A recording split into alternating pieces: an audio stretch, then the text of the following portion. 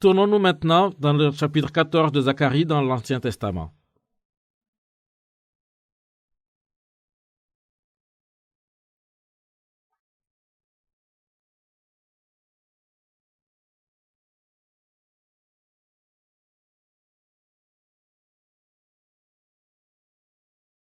Zacharie chapitre 14, versets 4 et 5. Ce jour-là, il se tiendra sur le mont des Oliviers près de Jérusalem, à l'est de la ville. Le mont des Oliviers se fendra au milieu et une grande vallée se formera d'est en ouest. Une moitié du mont ira vers le nord et l'autre moitié vers le sud. Vous fuirez par cette vallée formée entre les montagnes, car elle ira jusqu'à Assal. Vous fuirez comme vos ancêtres à l'époque d'Osias, roi de Juda, le jour du tremblement de terre. Alors le Seigneur mon Dieu arrivera avec tous les anges qui le servent. Ici nous avons la réponse à une des questions que je vous ai posées comme devoir à la maison. Si vous vous rappelez, je vous ai dit que le moment viendrait où chacun devra recevoir une marque sur sa main droite ou sur son front. Mais le problème est, si vous recevez cette marque, vous irez en enfer. Mais si vous ne recevez pas la marque, vous ne pourrez pas acheter ou vendre, ce qui signifie fondamentalement que vous ne pourrez pas survivre. Ainsi, vous ne devrez pas recevoir la marque, mais vous ne pourrez pas refuser de la recevoir. Dans le chapitre 14 de la Révélation, il est écrit que si vous recevez la marque, vous finirez en enfer. Mais si vous ne recevez pas la marque, vous ne pourrez pas acheter ou vendre quoi que ce soit. Et si vous ne pouvez pas acheter et vendre, vous ne pourrez pas survivre. Ainsi, que devez-vous faire pour échapper à cette situation fâcheuse? Ceci vous met dans un vrai dilemme. Cette ligne représente l'histoire de l'humanité. Et cette section de la ligne ici représente les 7 années de la tribulation. Quand l'histoire atteint ce point dans le temps, la guerre d'Armageddon amènera tout à sa fin. Ce jour-là, il se tiendra sur le mont des Oliviers, près de Jérusalem, à l'est de la ville. Jésus reviendra dans ce mont des Oliviers. Mais à la fin de ce passage, il est dit que « Alors le Seigneur mon Dieu arrivera ». Ceci se rapporte à l'avènement de Jésus, n'est-ce pas? Et puis il est écrit « avec tous les anges qui le servent ». Quand Jésus reviendra sur cette terre, il ne reviendra pas seul. Nous avons lu la dernière fois dans le chapitre 19 qu'il viendra avec les armées du ciel, les anges du ciel. Et ici, il est dit que quand il arrivera, tous les saints viendront avec lui. Cela signifie que ce n'est pas seulement les anges qui viendront avec lui quand il reviendra, mais il y aura également d'autres personnes qui viendront avec lui. Laissez-moi vous l'expliquer. Quand Jésus reviendra dans ce monde, il ne viendra pas seul. Il est important de considérer que Jésus est mort sur la croix et a été ressuscité d'entre les morts et est monté dans le ciel. Après ça, l'Esprit Saint est venu dans ce monde. Et l'Esprit Saint est toujours dans ce monde en ce moment. C'est parce que l'Esprit Saint est dans ce monde que les travaux du salut sont menés à bien. Si l'Esprit Saint n'avait pas été dans ce monde, personne ne pourrait être sauvé. C'est parce que l'Esprit Saint est dans ce monde en ce moment que les gens peuvent être sauvés. Ainsi, si vous regardez dans le chapitre 2 de Corinthiens, vous constaterez qu'il est dit que, eh bien maintenant c'est vrai, le bon moment, maintenant c'est le bon moment du jour de nous sauver. Cette période est le jour du salut, le temps où les gens peuvent être sauvés. Et une fois cette période terminée, personne ne pourra être sauvé. C'est la période du salut. Mais quand ce moment sera terminé, l'Esprit Saint quittera ce monde. L'Esprit Saint ne restera pas à jamais dans ce monde. Il quittera ce monde. Allons maintenant dans le Nouveau Testament, dans la deuxième lettre aux Thessaloniciens, chapitre 2.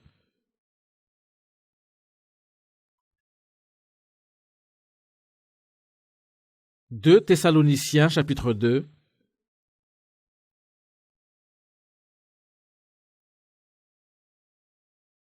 Chapitre 2, verset 4. Chapitre 2, verset 4.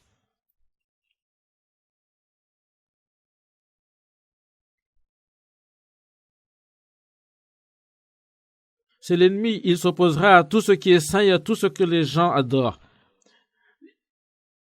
Il osera s'asseoir lui-même dans le temple de Dieu et il affirmera qu'il est Dieu. Nous avons déjà lu ceci auparavant, n'est-ce pas?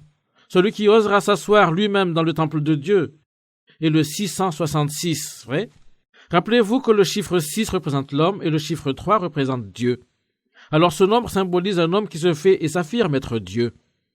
C'est la signification de 666. C'est l'Antéchrist. Maintenant, regardez le verset 5. Quand j'étais encore avec vous, je vous en ai parlé. Est-ce que vous l'avez oublié? Et maintenant, vous savez ce qui le retient ainsi. C'est l'Antéchrist, se montrera seulement au moment prévu. Regardez bien ce qui est dit ici. L'esprit de l'Antéchrist est déjà dans ce monde. L'Antéchrist ne tombera pas soudainement du ciel. Son esprit est déjà dans ce monde. En ce moment même, il y a une puissance qui empêche l'Antéchrist d'être manifesté.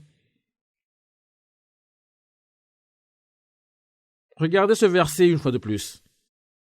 Et maintenant, vous savez ce qui le retient ainsi. C'est l'Antéchrist, se montrera seulement au moment prévu. Verset 7. La puissance mystérieuse du mauvais est déjà en train d'agir. Quand ce qui le retient encore ne sera plus là, il n'agira plus en se cachant. Celui qui le retient est l'Esprit Saint. C'est parce que l'Esprit Saint est toujours dans ce monde que l'Antéchrist ne peut pas encore se manifester comme il l'est vraiment. L'Esprit Saint empêche ceci de se produire. L'Esprit Saint le retient. L'Esprit Saint influence les cœurs de ceux qui ne croient pas en Dieu.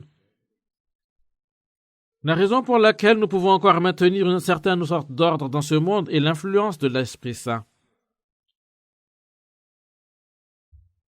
C'est grâce à l'influence de l'Esprit Saint que notre conscience est maintenue sous contrôle.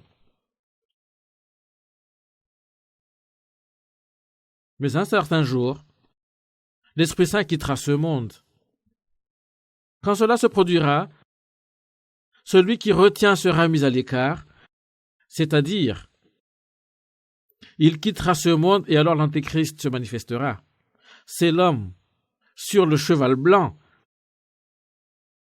qui apparaîtra quand la première attache est défaite. L'Antéchrist sera manifesté.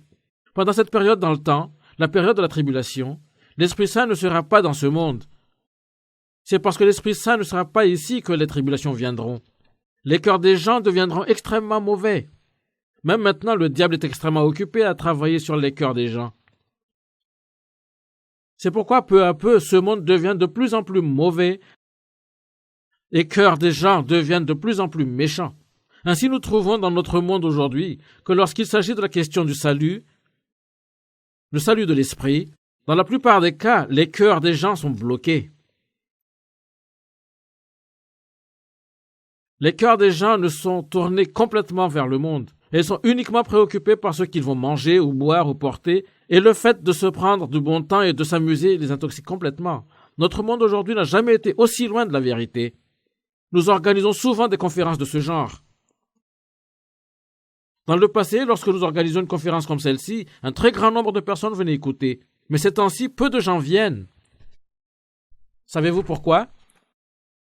C'est parce que les cœurs des hommes deviennent de plus en plus infectés par le mal, et ils sont sous la commande de Satan. Mais un certain jour, l'Esprit Saint quittera ce monde, et quand cela se produira, Satan se manifestera sous son vrai visage. Lisons le verset 7. La puissance mystérieuse du mauvais est déjà en train d'agir quand ceci qui le retient ne sera plus là, il n'agira plus en se cachant. Quand il ne le retiendra plus, quand celui qui ne le retiendra plus. Que signifie cela? Ce qui le retient ne sera plus là. Regardez maintenant le verset 8. Alors le mauvais sera découvert, et le Seigneur le fera mourir par le souffle de sa bouche. Alors Jésus viendra, et comme nous l'avons lu la dernière fois dans le chapitre 19 de la Révélation, Satan sera saisi et jeté dans l'enfer. Mais qu'est-ce qui se produit quand l'Esprit Saint quitte ce monde? Là est le problème. Quand l'Esprit Saint quitte ce monde, ces gens qui ont l'Esprit Saint, ceux qui ont reçu l'Esprit Saint, ceux qui sont nés de nouveau grâce à l'Esprit Saint, ces personnes sont iront avec l'Esprit Saint. C'est ce qui est généralement désigné sous le nom de ravissement. Il y a quelques années, les paroissiens d'une église en Corée appelée l'église de Dami a réclamé qu'ils savaient exactement quand le ravissement se produirait. Non seulement il est impossible pour ceux qui se voient de connaître la date exacte où le ravissement se produira, mais aussi ces gens-là n'ont pas été qualifiés pour être ravis. Ils n'étaient même pas nés de nouveau. Ils avaient été totalement trompés par le diable. Je pense que probablement vous avez souvent entendu le mot ravissement, mais vous ne savez pas ce qu'il signifie en réalité. Quand les gens sont ravis, leurs corps physiques seront changés pour ressembler à celui du corps ressuscité de Jésus. Leurs corps seront changés en corps immortels. Ce n'est pas que les gens seront transportés au ciel tels qu'ils sont. Quand le corps d'une personne est changé en corps immortel, vous ne pourrez pas le voir, même s'il se tient tout juste près de vous. Il vous sera invisible. Quand l'Esprit Saint quitte ce monde, ces gens qui ont reçu l'Esprit Saint, ces gens qui sont sauvés, partiront avec lui. C'est ce qu'on entend par ravissement. Ainsi, ces personnes n'auront pas besoin de recevoir la marque de l'Antéchrist, n'est-ce pas?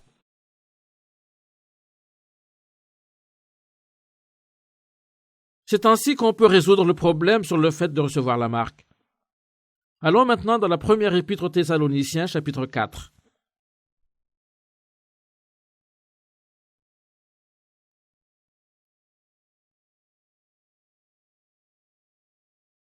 Chapitre 4, verset 16. On entendra un signal, la voix du chef des anges, le son de la trompette de Dieu. Alors le Seigneur lui-même descendra du ciel. Ceux qui sont morts croyant en Christ se relèveront de la mort les premiers. Regardez ici. Ceci se rapporte également à l'avènement de Jésus, mais en ce temps-là, il ne reviendra pas dans les nuages sur cette terre. Ceux qui sont nés de nouveau le rencontreront dans le ciel. Mais cela ne veut pas dire là-haut dans le ciel. Ceci fait allusion au monde spirituel invisible. C'est là que les personnes sauvées rencontreront le Seigneur. À ce moment-là, ces gens, à travers l'histoire de l'humanité, qui ont été sauvés et qui sont morts, tous ceux qui ont été sauvés et sont morts après, seront tous ressuscités. Nous avons lu ceci auparavant dans le livre de la Révélation, n'est-ce pas? Ce sera la première résurrection. Ils seront tous ressuscités. C'est ce que la Bible veut dire par « Ceux qui sont morts croyant au Christ se relèveront de la mort les premiers ». Ensuite, nous qui serons encore vivants, ceux qui sont sauvés et encore vivants sur cette terre, nous serons emportés ensemble avec eux sur les nuages en montrant vers le Seigneur pour le rencontrer. Et ainsi nous serons avec le Seigneur pour toujours. Il est dit que nous serons emportés ensemble avec eux sur les nuages en montant vers le Seigneur pour le rencontrer. Nous serons emportés ensemble avec eux sur les nuages en montant sur le Seigneur pour le rencontrer dans les airs. Dans les airs. Nous serons transportés dans les airs. Puisque toutes les personnes sauvées ont reçu l'Esprit Saint, à ce moment-là, elles quitteront ce monde avec l'Esprit Saint. Et à partir de ce moment, ce monde sera jugé avec le jugement de la tribulation.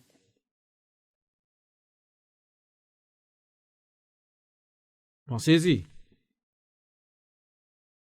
C'est la manière d'éviter de recevoir la marque de l'Antéchrist. C'est la manière d'échapper au dilemme.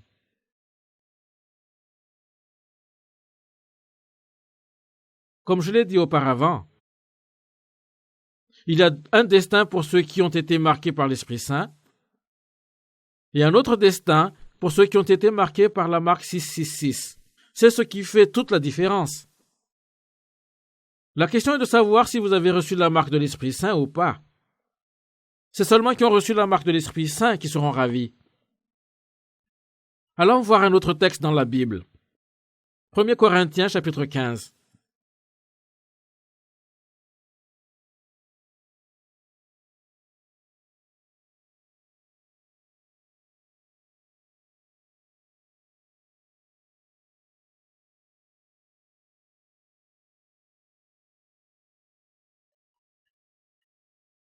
Premier Corinthiens, chapitre 15, verset 50. Chapitre 15, verset 50.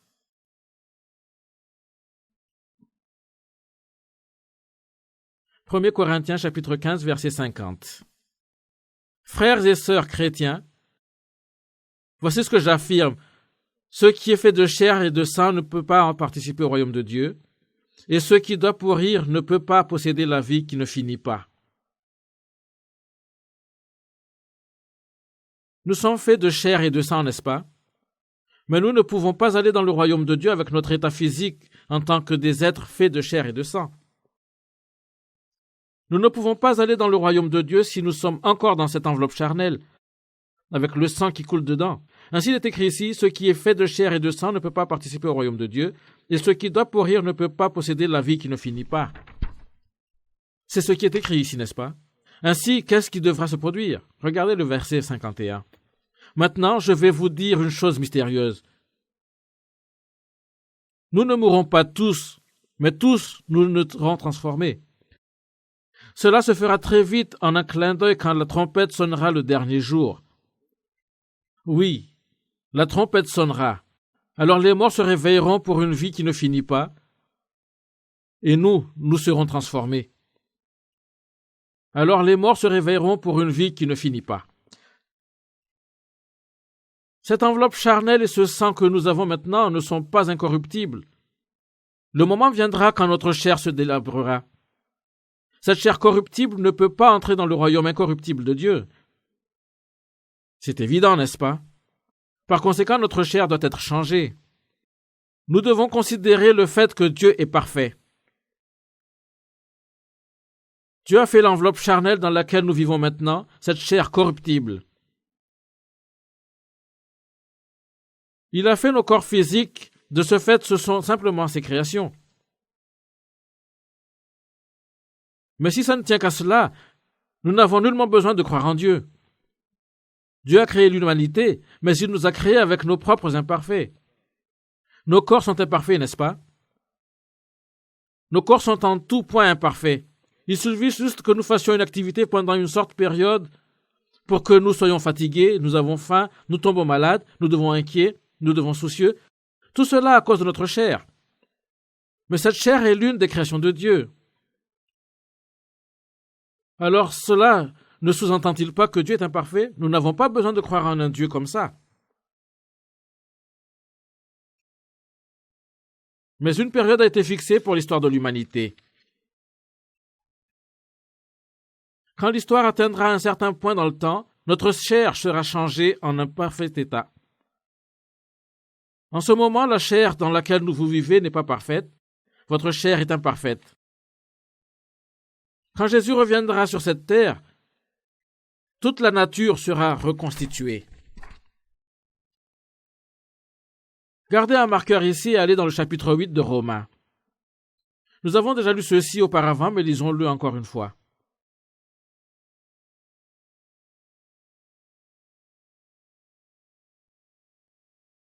Romains chapitre 8, verset 23. Romains chapitre 8, verset 23. Mais il n'est pas seul. Nous aussi, nous agissons dans notre cœur en attendant d'être vraiment enfants de Dieu et de devenir complètement libres. Pourtant, pour vous, déjà reçu l'Esprit Saint comme première part de don de Dieu. Les gens qui sont sauvés ont reçu l'Esprit Saint comme première part de don de Dieu a promis, c'est-à-dire ils ont reçu l'Esprit Saint. Nous avons reçu l'Esprit Saint comme première part de don de Dieu a promis. Mais nous gémissons toujours, savez-vous pourquoi? C'est parce que nous sommes toujours enveloppés de cette chair corruptible. Notre chair n'a pas encore été changée. Notre chair n'est pas encore parfaite. C'est pourquoi nous gémissons toujours parfois. Nous nous sentons toujours affamés comme nous l'avions toujours senti.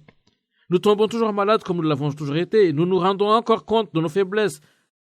Nous gémissons toujours, c'est pourquoi il est dit ici. Mais il n'est pas le seul. Nous aussi, nous gémissons dans notre cœur en attendant d'être vraiment enfants de Dieu et de devenir complètement libres. Pourtant, nous avons été reçus par l'Esprit Saint comme la première fois de don de Dieu a promis. Le salut de notre chair. D'être enfant, d'être de Dieu, signifie notre chair. Ainsi, le moment viendra quand notre chair sera sauvée. C'est alors que notre salut sera complet. Le salut que nous pouvons recevoir en ce moment est le salut de l'Esprit à l'intérieur de nous. Ce n'est pas le salut de notre chair. Le salut de notre chair est une expérience à part entière. Le salut de notre chair se produira à ce moment dans le temps quand tous ceux qui nous sont nés de nouveau esprit auront reçu ensemble le salut de leur chair. À ce moment-là, nous saurons vraiment que Dieu est parfait. Il y a des choses au sujet de Dieu que nous ne connaissons pas et ne pouvons pas toujours comprendre avec nos puissances humaines et notre manière de penser. Il y a des choses que Dieu fait, mais que nous ne pouvons pas comprendre. Ce n'est pas que Dieu a fait quelque chose de mal. C'est simplement que nous ne pouvons pas savoir. Nous ne savons pas, tout simplement. Ne serez-vous pas d'accord avec moi? Quand nous avions étudié la Bible ensemble, nous avons examiné divers faits au sujet de la Bible. Parmi eux, il y eut des incidents que les gens affirmaient être des mythes ou juste des histoires, mais qui ont été inventés et qui n'ont pas donc vérité. Mais ce n'est pas que la Bible ne contient pas la vérité. C'est juste le cas d'un homme imparfait qui ne connaît simplement pas les faits. Même maintenant, et même si vous écoutez tout ceci, il y aura toujours beaucoup de choses que vous ne comprendrez pas tout à fait. Mais si vous ne comprenez pas, ce n'est pas du tout la faute de Dieu. C'est à cause de votre propre état imparfait. N'êtes-vous pas d'accord? Un petit enfant ne sait pas tout ce qu'un adulte sait, n'est-ce pas? Quand un adulte essaie de faire quelque chose, un petit enfant le suivra souvent partout et n'arrête pas de parler pour donner toutes sortes de conseils, jusqu'à ce qu'après un moment, tout son bavardage devient gênant. Nous sommes exactement comme ça aux yeux de Dieu. Comment peut-il connaître les travaux de Dieu? Il y a des choses que nous ne comprenons pas parce que nous ne pouvons pas encore les comprendre. Nous n'avons pas encore atteint l'étape à laquelle nous pouvons les comprendre. Mais quand nous étudions la Bible, nous examinons tous les faits qui sont enregistrés ici. Nous pouvons voir qu'il n'y a pas une seule faille dans les travaux de Dieu. Il a créé le monde selon des lois scientifiques. L'histoire de l'humanité a également suivi son cours selon les plans de Dieu. Il a ordonné d'avance ce qui se produira et tout s'est avéré exactement comme il a dit.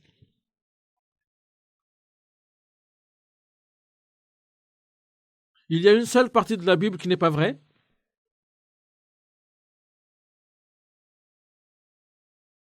Mais le jour viendra quand notre chair imparfaite sera changée en état incorruptible parfait, et cela se produira le jour dont j'avais parlé, le jour où nous serons ravis. Ce jour-là, les personnes sauvées seront ravies et rencontreront le Seigneur dans le ciel. C'est-à-dire, nous rencontrerons le Seigneur dans le monde de l'esprit, notre chair sera changée. Quel est le facteur le plus incommode concernant notre chair en ce moment? C'est le fait que nous sommes limités par le temps et par l'espace. Quand je dis que nous sommes limités par l'espace, je veux dire qu'aussi longtemps que nous sommes à l'intérieur de ce hall, par exemple, nous n'avons aucune idée de ce qui se passe à l'extérieur, aucune idée, puisque nous sommes limités par l'espace. Nous sommes également limités par le temps. Supposez qu'il y a quelqu'un qui conduit sa voiture. En 10 minutes, il sera accidenté et en meurt. Mais il ignore totalement ce fait et ne serait que 10 minutes avant qu'il se produise. Il ne sait pas ce qui va arriver même 1 minute avant que ça ne se passe. Ceci signifie que l'homme est limité par le temps. L'homme est limité par le temps et l'espace. Mais Dieu, d'autre part, n'est pas limité par le temps et l'espace. C'est en raison de ces restrictions que nous devenons ainsi si frustrés. Les gens dont les villes natales sont loin de la Corée du Nord regarderont à travers la frontière avec un ardent désir dans leur cœur, en pensant que si seulement ils avaient des ailes pour voler, ils s'envoleraient vers leur patrie. Ils peuvent y entrer dans leur cœur, mais nos corps sont limités par le temps et l'espace et nous ne pouvons pas fuir ces restrictions. C'est pourquoi nous nous sentons tellement frustrés. Nos cœurs peuvent errer ici et là et partout dans le monde, mais notre chair est limitée par les contraintes qui lui sont imposées. Mais un certain jour, quand nous serons ravis, nous serons au-delà des limites du temps et de l'espace. Nous pourrons aller partout où nous souhaitons. Et nous pourrons tout voir, le passé, le présent, le futur. Tel sera le monde parfait et libre dans lequel nous pourrons entrer. C'est la création de Dieu. Si le but de Dieu qui est parfait avait été simplement de créer ces êtres imparfaits avec toutes ces preuves et souffrances, si c'était le but de Dieu, nous aurions raison de nous plaindre. Nous aurions toutes les raisons du monde de lui tourner le dos et simplement le renier. Ne vous pensez pas? Allons maintenant dans une autre partie de la Bible, Luc chapitre 17. Luc chapitre 17.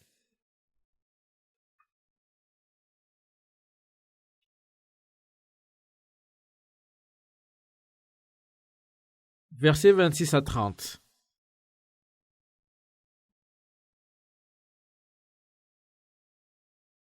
Versets 26 à 30. Le jour où le Fils de l'homme viendra, il se passera la même chose qu'au temps de Noé. Les gens mangeaient, buvaient et se mariaient ou donnaient leurs filles en mariage, puis Noé est entré dans le bateau et il y a eu une grande inondation et tous ces gens sont morts. Ou bien il se passera la même chose qu'au temps de Lot. Les gens mangeaient et buvaient, achetaient et vendaient, plantaient et construisaient. Mais le jour où Lot a quitté Sodome, Dieu a fait tomber du ciel une pluie de feu et de poussière brûlante et tous ces gens sont morts. Le jour où le Fils de l'homme apparaîtra, il se passera la même chose. Il y a beaucoup d'occasions, Jésus a employé l'expression le Fils de l'homme en se rapportant à lui-même. Le Fils de l'homme est Jésus lui-même. Il est dit ici, le jour où le Fils de l'homme apparaîtra, il se passera la même chose. C'est comme cela le jour où Jésus revient sur cette terre. Il sera pareil qu'au temps de l'inondation de Noé. Dans le chapitre 6 de la Genèse, nous avons lu comment Noé a prêché au peuple même au moment où il a construit l'arche. Il a demandé aux gens de l'aider à construire l'arche. Il leur a dit qu'une inondation était sur le point de sévir sur la terre. Et il leur a dit de le rejoindre pour construire l'arche de sorte qu'ils puissent s'échapper et l'inondation avec lui. Il s'est mis à prêcher, mais les gens pensaient juste qu'il était fou. Jusque-là, il n'avait jamais plu. Les gens n'ont pas su que c'était la pluie. Mais tout d'un coup, Noé a commencé à leur dire qu'il allait pleuvoir une inondation et que le monde entier serait détruit par l'inondation. Ainsi, les gens pensaient qu'il a totalement perdu sa tête. Et ils n'ont pas écouté ce qu'il a dit. Et qu'ont-ils fait? Les gens mangeaient, buvaient, ils se mariaient et donnaient leurs filles en mariage. Ils en ont mangé et bu et dansé. C'était pareil quand la ville de Sodome a été détruite. Mais à cette époque de Noé, l'inondation était toujours venue. C'est également pareil pour les personnes de ce monde aujourd'hui. Les gens mangent, boivent, dansent, s'amusent dans ce monde. L'idée de s'amuser leur fait complètement tourner la tête. Ainsi, si vous leur disiez qu'ils doivent être sauvés, ils pensent que vous êtes fou. Vous parlez du fait d'être sauvé? C'est sûr que je dois économiser $1 ou 2. Qu'est-ce que ça va avoir avec le fait d'être sauvé? Les gens sont exactement les mêmes comme ceux du temps de l'inondation de Noé. Ces gens n'ont aucune place dans leur cœur pour tout ce qui concerne l'esprit. Ils ne veulent même pas écouter. Savez-vous pourquoi? C'est parce que leurs cœurs sont pleins d'autres choses à rabord. C'est exactement pareil comme c'était dans le temps de Noé. Pourquoi est-ce un péché de manger et de boire? C'est un péché de voler, n'est-ce pas?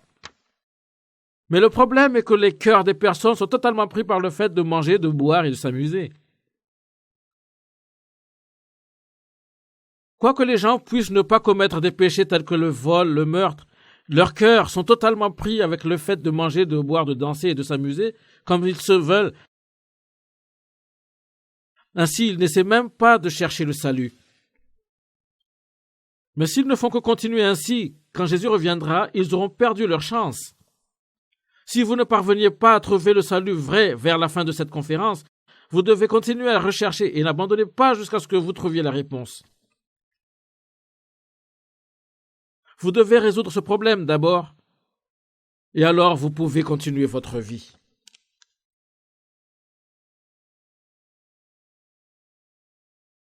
Nous allons commencer par aller dans l'évangile selon Matthieu. Matthieu chapitre 15. Je vais lire à partir du verset 21. Ensuite, Jésus quitte cet endroit et il va dans la région de Tyr et Sidon. Une femme de cette région, une Cananéenne, arrive. Elle se met à crier « Seigneur, fils de David, aie pitié en moi. Ma fille a un esprit mauvais en elle et elle va très mal. » Mais Jésus ne lui répond pas un mot. Ses disciples s'approchent de lui et lui disent « Fais partir cette femme. Elle n'arrête pas de crier derrière nous. »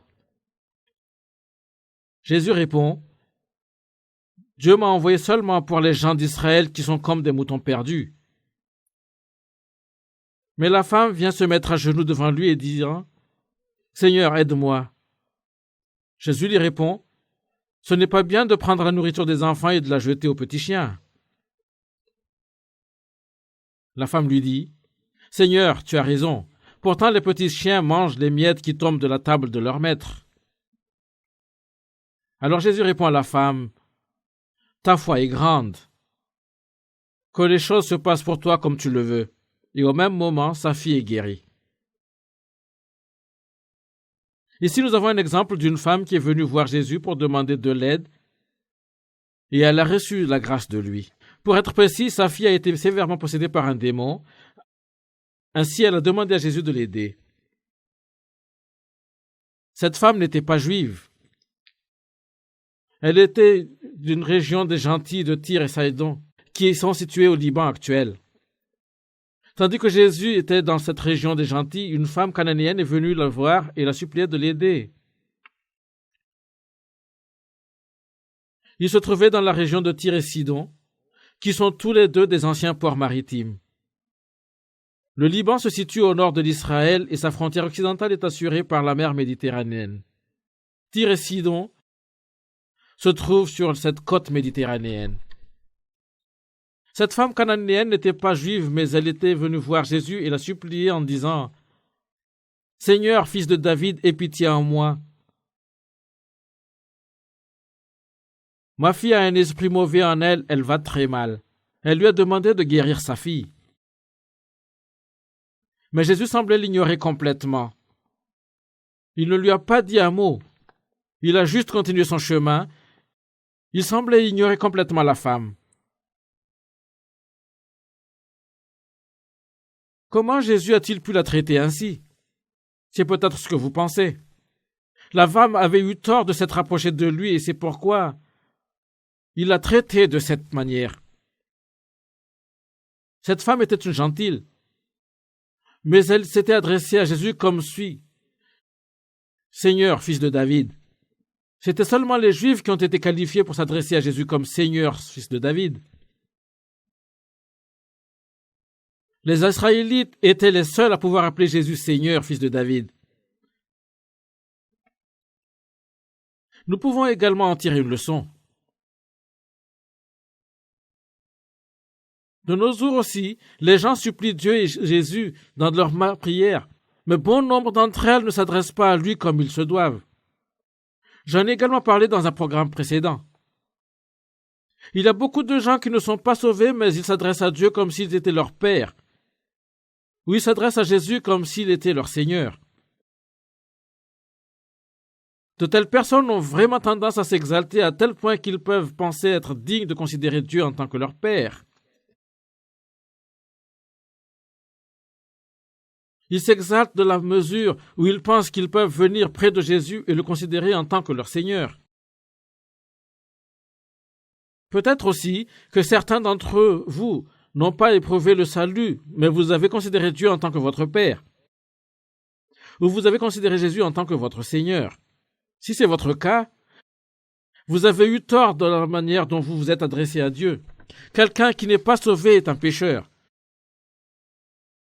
Et parce qu'il est un pécheur, il n'est pas en mesure d'appeler Dieu son Père.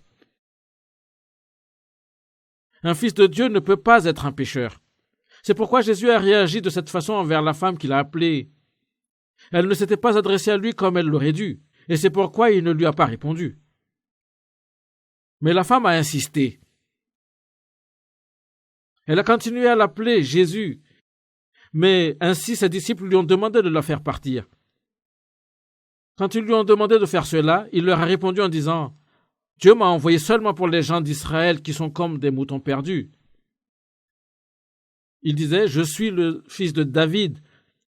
Dieu m'a envoyé seulement pour les gens d'Israël qui sont comme des moutons perdus.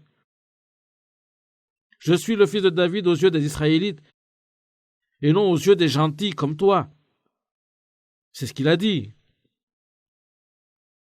Quand cette femme a entendu ces mots, elle a réalisé son erreur. Regardez maintenant le verset 25. Mais la femme vient se mettre à genoux devant lui en disant « Seigneur, aide-moi ». Elle a maintenant complètement laissé tomber l'expression « fils de David » pendant qu'elle parlait à Jésus. Elle a dit « Seigneur, aide-moi ». Maintenant, elle parle comme si elle est devenue une servante du Seigneur, comme elle dit « Seigneur, aide-moi ». Mais alors Jésus lui répond Ce n'est pas bien de prendre la nourriture des enfants et de la jeter aux petits chiens. Il l'a vraiment insultée en parlant avec elle de cette façon. Il a traité cette femme de chien. Un chien. Comment Jésus a-t-il pu lui parler comme ça? Comment a-t-il pu l'insulter comme ça, oser la maudire pratiquement? Je peux comprendre si c'est ce que vous pensez. C'est vrai qu'en ce temps-là, du temps de Jésus, les Juifs ont traité les gentils comme s'ils étaient des chiens. Ils les ont méprisés comme s'ils étaient des animaux. Les Juifs étaient arrogants à ce point. Et ils ont détesté les gentils à ce point. Les gentils ne croyaient pas en Dieu, alors les Juifs les ont traités comme des animaux irrationnels. Ils n'ont pas eu la loi. Alors quand Jésus a parlé à cette façon à cette femme, cela n'aurait pas semblé inhabituel aux yeux des gens en ce temps-là. Mais naturellement, dans son cœur, en réalité, Jésus n'a considéré aucun de ces gentils comme des chiens. C'était la manière de Jésus pour humilier cette femme. Il voyait à quel point cette femme serait humiliée. C'est pourquoi il lui a parlé de cette façon. Voyons comment la femme a réagi à ce traitement, verset 27. Elle dit, « Seigneur, tu as raison. » Regardez cette femme. Elle a simplement accepté ce que Jésus a dit. Quand il a dit « Ce n'est pas bien de prendre la nourriture des enfants et de la jeter aux petits chiens », elle a accepté ces mots et a répondu « Seigneur, tu as raison. » En d'autres termes, oui, c'est vrai. Elle a accepté ce qu'il a dit. Et il y a quelque chose ici à laquelle nous devons réfléchir. Où la grâce de Dieu, la grâce du salut se déverse-t-elle? L'eau coule toujours en aval. L'eau coule vers le plus bas niveau. L'eau coule toujours d'un niveau élevé vers un niveau plus bas. Le niveau le plus bas qu'elle peut trouver, elle ne coule jamais au moment.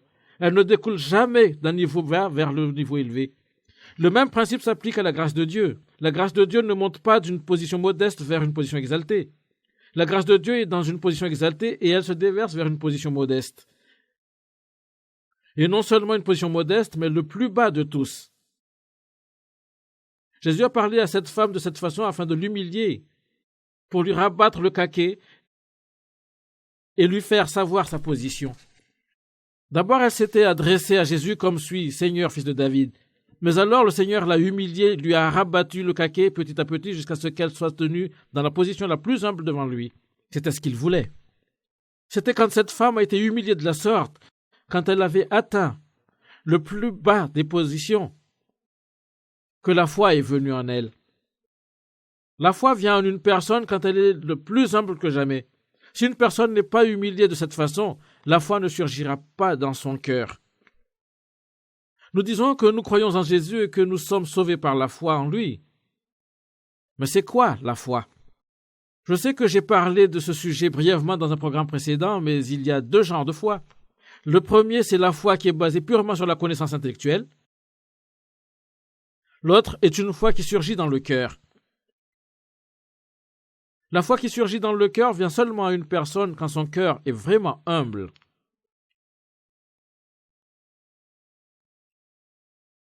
C'est quand le cœur atteint le stade le plus humble que la foi surgit. C'est comme ça que la foi vient à une personne. Sans ce processus d'humiliation, il est impossible pour la foi de surgir dans le cœur d'une personne. La foi de cette femme repose dans sa réponse ici dans le verset 27. « Seigneur, tu as raison. Pourtant les petits chiens mangent les miettes qui tombent de la table de leur maître. » C'est là que repose sa foi. Oui, il est vrai que je suis un chien, c'est exact. Mais même les chiens peuvent manger. Même les chiens mangent les miettes qui tombent de la table des maîtres. C'était la foi qui a surgi dans son cœur. Même les chiens peuvent manger. Et ainsi elle a dit, « Pourtant, les petits chiens mangent les miettes qui tombent de la table de leur maître. Pour nous maintenant, ces miettes représentent la grâce du Seigneur. Nous n'avons pas besoin de penser que nous devons manger le pain tout entier. Il n'est pas nécessaire de manger le pain tout entier. Vous pouvez recevoir la vie éternelle en mangeant juste une miette.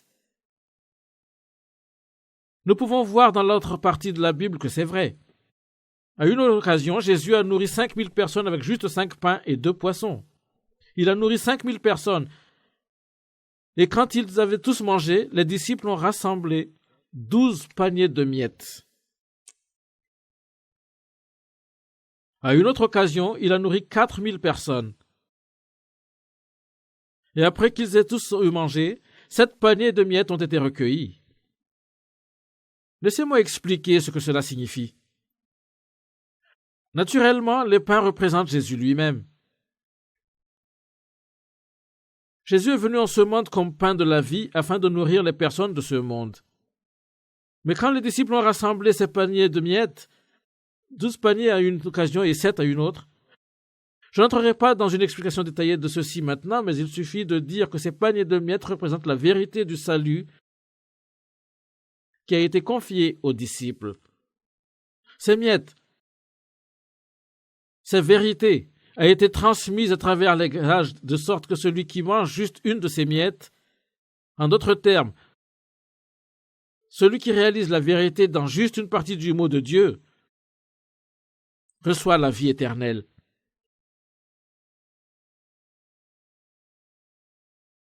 Quand cette femme a dit que même les petits chiens mangent les miettes qui tombent des tables de leur maître,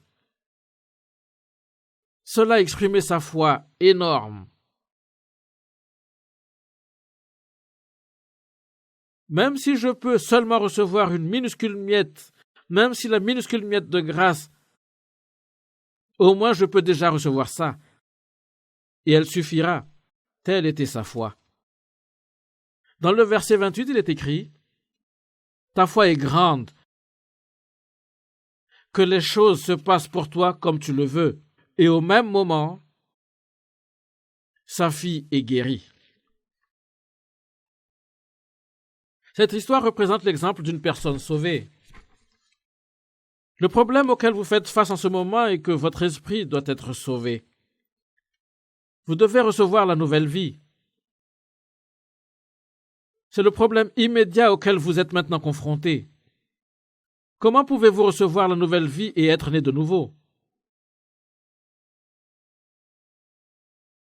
Le cœur d'une personne doit être extrêmement humilié afin de pouvoir recevoir cette grâce. L'humilité totale est la condition requise pour le salut. Quand une personne constate qu'il ne peut tout simplement pas croire bien qu'il essaie de toutes ses forces, c'est parce que son cœur n'est pas encore été assez humilié. Pour illustrer mon point, prenons par exemple un homme qui est en forme et fort. Il n'y a rien qui ne va pas chez lui. Il est fort et dans une excellente santé. Mais alors lorsqu'un vient voir et dit « Laissez-moi vous porter dans mon dos », l'homme se moquerait probablement de lui. « Vous êtes fou?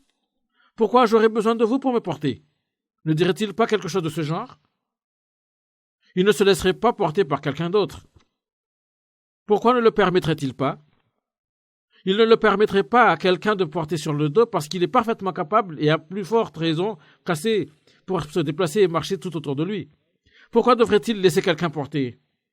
Mais maintenant, prenons un autre homme comme exemple. Cet homme est malade. Il est si malade qu'il peut à peine garder son équilibre quand il essaie de se tenir debout. Il est si faible qu'il est sur le point de s'évanouir. Supposez que quelqu'un est allé à cet homme et dit « Laissez-moi vous porter sur mon dos. Je vous porterai à l'hôpital. » L'homme malade serait content d'accepter et se confierait à cet homme. C'est ça la foi. C'est seulement quand une personne a épuisé toutes ses forces qu'il ne peut plus se soutenir, quand il ne peut plus se tenir sur ses 2 pieds. C'est seulement dans de tels moments qu'il peut se confier à quelqu'un d'autre. C'est dans tel moment que la foi surgit. Ce n'est pas une question de combien vous lisez la Bible, combien de sermons vous écoutez. Vous devez être humilié à la plus basse des positions En d'autres termes, vous devez savoir avec une certitude absolue que vous êtes un pécheur qui mérite l'enfer. Oh non, je suis vraiment un pécheur. Je suis destiné à l'enfer. Vous devez être complètement humilié à tel point que vous vous rendez compte que vous êtes un pécheur qui ira indéniablement en enfer. Comment ai-je pu vivre ma vie de cette façon? Vous devez y croire avec une certitude absolue. Il y a autre chose que vous devez croire avant que vous ne puissiez recevoir le salut. Vous devez absolument croire que vous êtes un pécheur. Puis vous devez croire avec certitude que vous irez en enfer si vous n'êtes pas sauvé.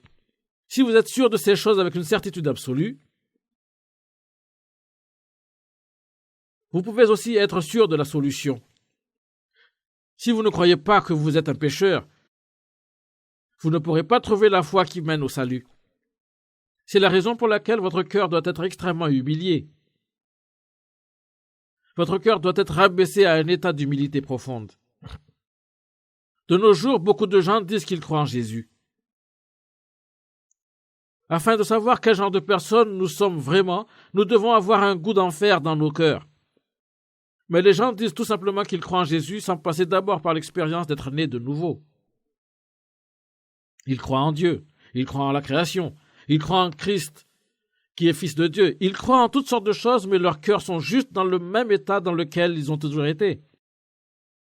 Ils n'ont aucune paix dans leur conscience, mais la paix dans la conscience est la marque de toute personne sauvée. Allons une fois encore dans la Bible maintenant, chapitre 20 de la Révélation.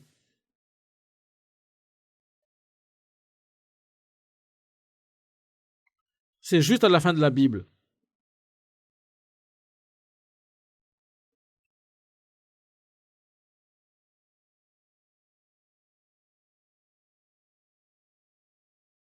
Révélation chapitre 20. Je vais lire à partir du verset 12. Et je vois les morts, les grands et les petits, debout devant le siège royal, et des livres sont ouverts. Puis un autre livre est ouvert, c'est le livre de la vie. Et les morts sont jugés selon ce qu'ils ont fait, comme c'est écrit dans les livres. La mer rend les morts qu'elle contient. La mort et le monde des morts rendent aussi leurs morts, et chacun est jugé selon ce qu'il a fait. Puis la mort et le monde des morts sont jetés dans le lac de feu. Le lac de feu, c'est la deuxième mort. Et si quelqu'un n'a pas son nom écrit dans le livre de la vie, il est jeté dans le lac de feu. Nous allons maintenant continuer notre lecture dans le chapitre 21, verset 8.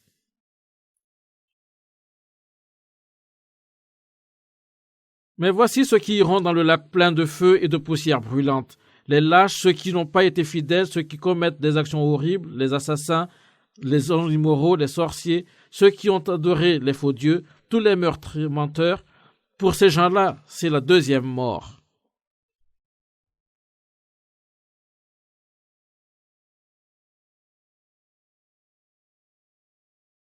Ici, à la fin du verset 8, il est écrit que tous ces gens différents qui iront dans le lac plein de feu et de poussière brûlante, c'est la deuxième mort. Il parle ici au sujet de la deuxième mort. La première mort se rapporte à l'état mort de notre esprit. C'est la première mort. La deuxième mort est l'enfer, le lac plein de feu et de soufre. Peut-être certains d'entre vous qui écoutez ceci ne croient pas qu'il y a un endroit tel que l'enfer. Mais la Bible parle de l'enfer. Il est écrit ici très clairement que ces personnes seront jetées dans le lac de feu. Puisque la Bible est vraie, quand elle nous parle au sujet de l'enfer, nous devons reconnaître que c'est également un fait que l'enfer existe.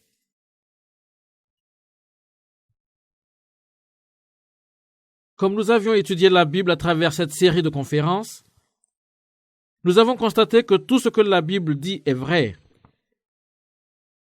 Et donc il est également vrai que l'enfer existe. Allons maintenant dans le chapitre 20 de la Révélation, verset 10. Révélation chapitre 20, verset 10. Puis l'esprit du mal qui les trompait est jeté dans le lac de feu et de poussière brûlante, près de la bête et du faux prophète. Ils souffriront durement jour et nuit. Il est dit ici que Satan a été jeté en enfer. Il est écrit, l'esprit du mal qui les trompait est jeté dans le lac de feu et de poussière brûlante. Tout d'abord la bête, qui est l'antéchrist, et le faux prophète seront jetés en enfer. Puis le diable sera également saisi et plus tard jeté en enfer. Mais le problème est, c'est pas seulement le diable, l'antéchrist et le faux prophète qui seront jetés en enfer. Regardez le verset 8. Verset 8 du verset chapitre 21. Les lâches. Quand nous avions lu la Bible ensemble comme ceci, vous avez peut-être senti un certain genre de crainte ou d'agitation dans votre cœur. Il est dit ici que les lâches également iront en enfer. Et savez-vous pourquoi? Quand nous avons étudié le chapitre 3 de la Genèse, nous avons lu qu'Adam a eu peur parce qu'il était nu et ainsi il s'est caché.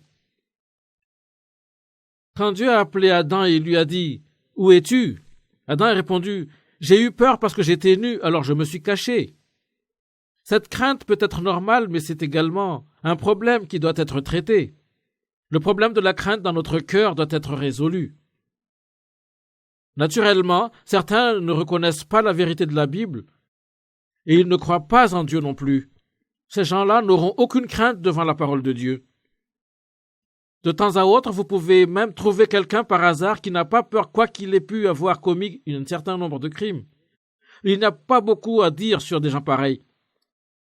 Dans ce verset, on fait allusion aux lâches et à ceux qui ne sont pas fidèles. Les lâches se rapportent à ceux qui ont peur parce qu'ils ne se sont pas sauvés. Marquez cette page et allez dans la première épître de Jean, chapitre 4, verset 18. Première épître de Jean, chapitre 4, verset 18. 1er Jean 14, 18. Premier épître de Jean, verset 18.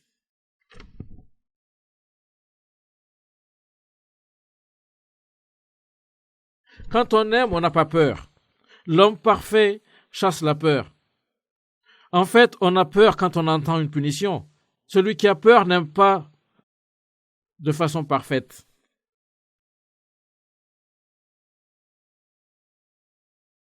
Il est dit ici que quand on aime, on n'a pas peur. Savez-vous ce que cela signifie? Si vous deviez exprimer le fait de recevoir le salut en d'autres termes, vous pourriez dire que c'est le fait de réaliser l'amour de Dieu. Une fois que vous réalisez l'amour de Dieu, la crainte dans votre cœur disparaît totalement. Quand vous réalisez l'amour de Dieu, par conséquent, il n'y a aucune crainte dans l'amour. L'amour parfait écarte la crainte. L'amour parfait écarte la crainte.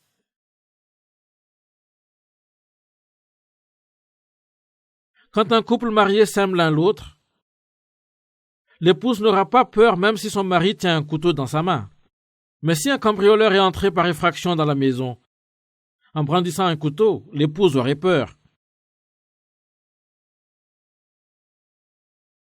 Dans un rapport conjugal où règne l'amour, même si le mari a un couteau dans sa main, l'épouse n'aura pas peur. Une personne qui a vraiment réalisé l'amour de Dieu n'a pas peur du jugement de Dieu. Ainsi, que signifie recevoir le salut? Dans Romains chapitre 5, verset 5, il est dit « Et cette espérance ne trompe pas.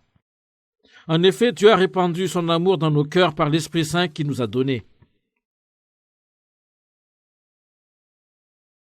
En d'autres termes, une fois que l'amour de Dieu a été répandu dans nos cœurs par l'Esprit Saint, la crainte qui se trouvait dans nos cœurs disparaît totalement.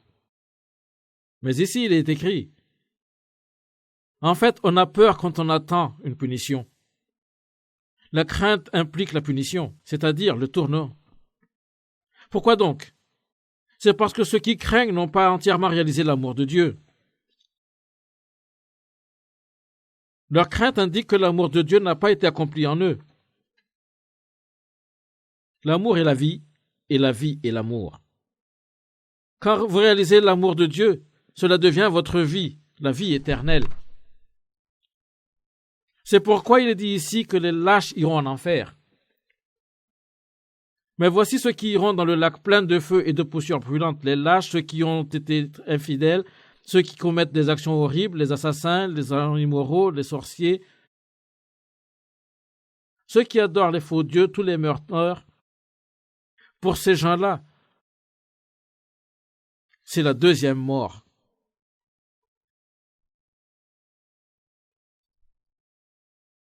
Dans un précédent, j'ai parlé au sujet des gens qui adorent les idoles. Ceux qui ont adoré des idoles iront certainement en enfer. C'est mentionné ici, n'est-ce pas?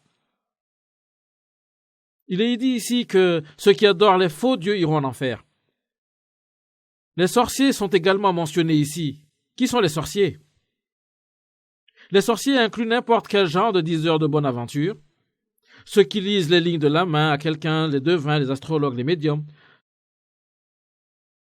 Toutes ces personnes qui essaient de prévoir ce qui se produira à l'avenir sont incluses parmi les sorciers. La Bible se réfère à ces personnes comme des sorciers.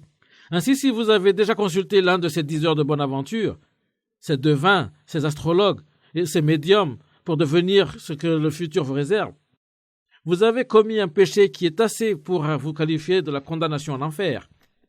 Jetons un coup d'œil à ce qui est écrit ici vers la fin du chapitre 21 de la Révélation.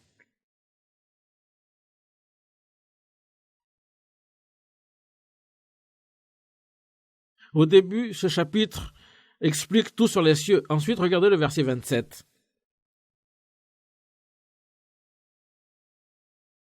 Verset 27. Rien d'impur ne pourra entrer dans cette ville. Les gens qui commettent des actions horribles et les menteurs n'y entreront pas non plus. Mais ceux qui ont leur nom écrit dans le livre de vie de l'agneau,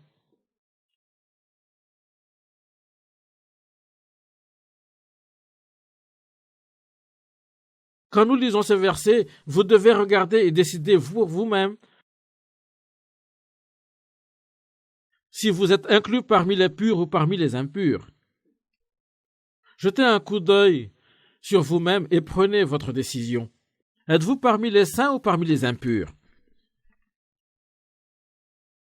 Ici, il est écrit « Rien d'impur ne pourra entrer dans cette ville. Les gens qui commettent des actions horribles et des menteurs n'y entreront pas non plus. »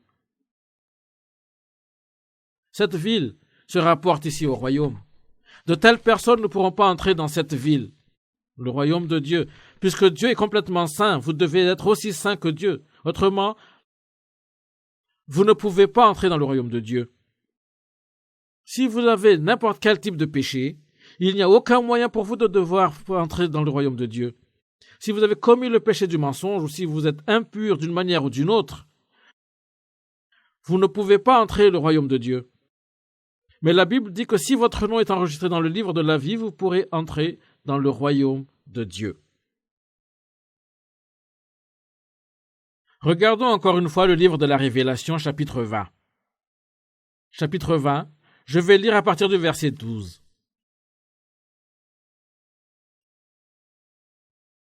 Et je vois les morts, les grands et les petits debout devant le siège royal, et des livres sont ouverts. Puis un autre livre est ouvert, c'est le livre de la vie. Et les morts sont jugés selon ce qu'ils ont fait, comme c'est écrit dans le livre. La mer rend les morts qu'elle contient.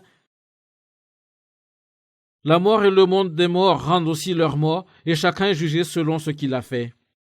Puis la mort et le monde des morts sont jetés dans le lac de feu. Le lac de feu, c'est la deuxième mort. Et si quelqu'un n'a pas son nom écrit dans le livre de la vie, il est jeté dans le lac de feu. Regardez ici maintenant. Voici le siège royal.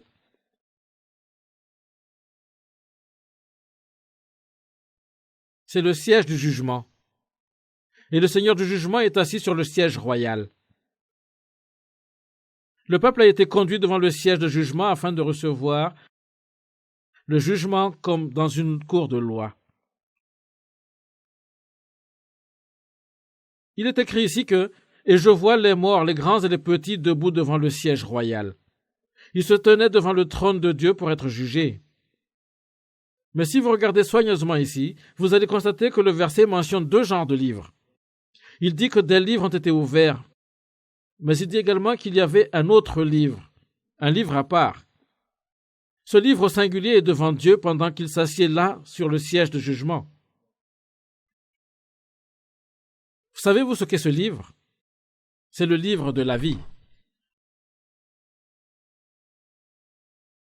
En d'autres termes, c'est le livre de la vie dans lequel les noms des personnes sauvées sont été enregistrés. C'est le livre de la vie qui contient les noms de toutes les personnes sauvées.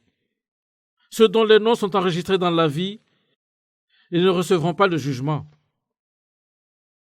Mais il est également écrit ici que des livres ont été ouverts. Ces livres ont été ouverts devant chaque individu. Savez-vous ce que sont ces livres?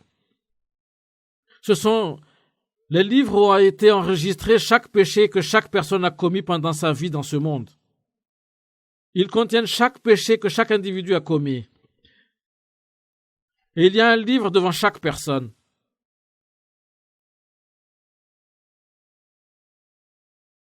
Chaque fois que nous avons commis un péché tout au long de notre existence dans ce monde, il a été enregistré dans ce livre. Mais les gens commettent des péchés toute leur vie en ignorant que tout est enregistré. Nous commettons toutes sortes de péchés au cours de notre vie. Quoique nous ne nous rendions pas compte de cela, nous pouvons vivre notre vie en commettant des péchés sans nous en rendre compte. C'est vraiment une situation dangereuse. Ces personnes sont jugées selon ce qui est écrit dans ces livres. Il est dit ici, et les morts sont jugés selon ce qu'ils ont fait, comme c'est écrit dans ces livres. Dans le verset 21 du chapitre 5 de Matthieu, il est écrit: Vous avez appris qu'on a dit à vos ancêtres, tu ne dois tuer personne. Celui qui tue quelqu'un, on l'amènera devant le juge. Mais moi je vous dis, si quelqu'un se met en colère contre son frère ou sa sœur, on l'amènera devant le juge. Nous avons lu ceci auparavant. Celui qui est fâché avec son frère, celui qui perd son sang-froid. Même si une personne s'est seulement fâchée une fois, elle sera jugée à cause de cela. C'est ce que dit ce verset. Jetez un coup d'œil ici. C'est Monsieur A. Et Monsieur A était fâché juste une fois. S'il était fâché, il doit recevoir le jugement pour sa colère. Voici Monsieur B. Il a maudit quelqu'un. Monsieur C a volé quelque chose. Et Monsieur D a commis l'adultère. Et pour finir, voici Monsieur E. Et il a battu quelqu'un. Ce sont les péchés que ces hommes ont commis. Ainsi, qu'est-ce qui va leur arriver quand ils feront face au jugement? Ils iront en enfer. Monsieur A était fâché juste une fois. Ainsi, quand il arrive en enfer, il devra subir la punition pour cette colère.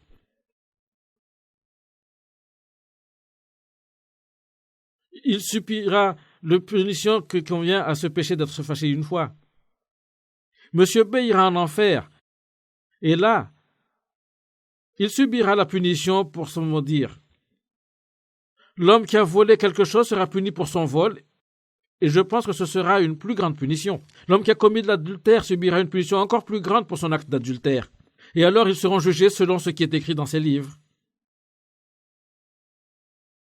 Selon ce qui est écrit dans ces livres. Ils seront jugés et alors ils seront jetés en enfer. C'est ce qui est dit dans ce passage. Ainsi, une personne est jetée en enfer à cause du fait qu'elle n'est pas sauvée plutôt qu'à cause de son péché. La raison par laquelle un pécheur est jugé est d'établir la sévérité de la punition qu'il doit recevoir une fois arrivé en enfer. Et c'est ce qui se produit dans les cours de notre monde, n'est-ce pas? On n'attribue pas la même sentence à tous les criminels, n'est-ce pas? Un meurtrier peut recevoir comme peine l'emprisonnement à vie, alors qu'un voleur peut subir un emprisonnement pas plus d'1 an comme sentence. Ainsi, le degré de la punition dépend de la nature du crime, n'est-ce pas? Exactement de la même manière, Dieu n'attribue pas exactement les mêmes punitions à chaque pécheur en ce monde.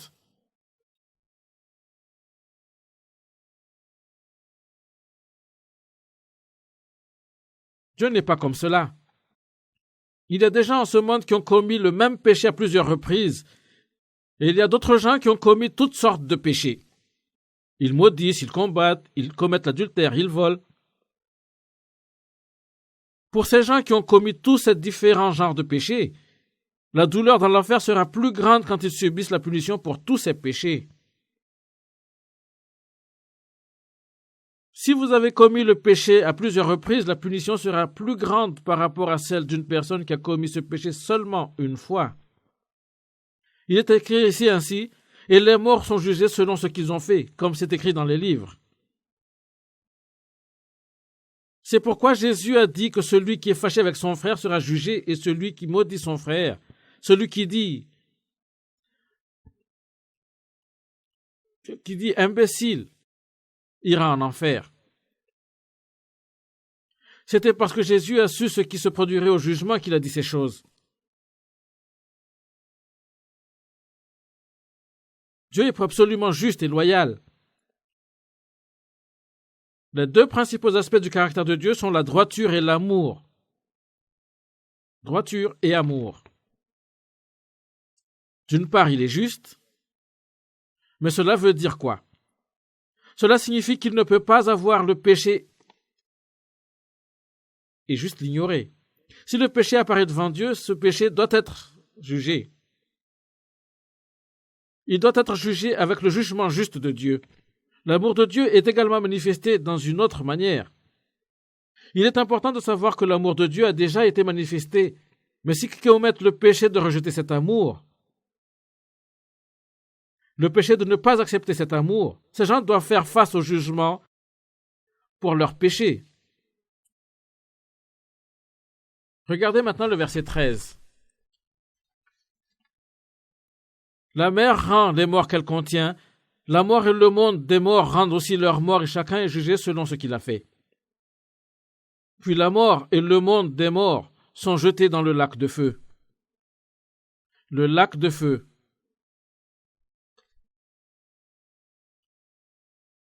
C'est la deuxième mort. Ces versets ne posent-ils pas un problème? Supposez que quelqu'un tombe dans la mer et se noie. Il a vécu une vie de péché et puis il tombe dans l'eau et se noie.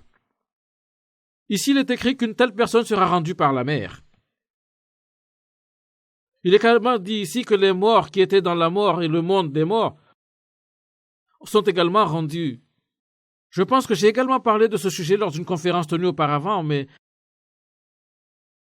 à la fin de l'histoire de l'humanité, il y aura une période de grande tribulation. Il y aura une vraie grande tribulation. Il y aura la tribulation et il y aura le royaume du millénium. Cela sera lieu quand Jésus reviendra sur cette terre. Puis quand ces 1000 années se seront écoulées, à ce moment, le temps, la deuxième résurrection aura lieu. La résurrection qui a lieu à cette période dans le temps est la première résurrection. Et puis plus tard, il y aura la résurrection finale. Et à ce moment-là, chaque individu qui a été mis au monde sera ressuscité. Chacun d'entre eux sera ressuscité. La question n'est pas de savoir si vous voulez être ressuscité. Vous serez ressuscité, bien que cela ne vous plaise pas. C'est ce qui diffère des hommes et des animaux. Il n'y a aucune résurrection pour les animaux. Savez-vous pourquoi? C'est parce que les animaux n'ont pas d'esprit. Puisque les animaux n'ont pas d'esprit, ils ne seront pas ressuscités. Mais l'homme a un esprit, et c'est pourquoi toutes les personnes seront ressuscitées. L'esprit de l'homme ne peut jamais être détruit ou disparaître. Ainsi, quand une personne qui n'est pas sauvée meurt, son esprit va à Hadès. Et quand une personne sauvée meurt, son esprit va au paradis. Ceux des esprits sont dans le paradis seront ressuscités avant le millénium, et ils entreront dans le millénium. Mais ceux dont les esprits sont dans l'Hadès seront ressuscités en cette période dans le temps. Mais cette période viendra et ils seront tous ressuscités. Et une fois qu'ils ont été ressuscités, ils seront jetés en enfer. C'est ce qui est mentionné ici. La mer rend les morts qu'elle contient. La mort et le monde des morts rendent aussi leurs morts, et chacun est jugé selon ce qu'il a fait. Quand nous pensons à ceci de notre point de vue humain, il nous semblerait que si une personne tombait dans la mer et s'est noyée, les poissons viendraient et mangeraient son corps. Alors vous pourriez penser, si les poissons sont venus et ont mangé la personne, comment pourrait-elle être ressuscitée? Peut-être que vous pensez que cela serait impossible. Mais ce n'est pas un problème pour un corps qui a, par le passé, contenait un esprit d'un homme de ressusciter. Ces personnes seront ressuscitées par la personne de Dieu. Maintenant, prenons l'exemple d'une personne qui a été incinérée après sa mort.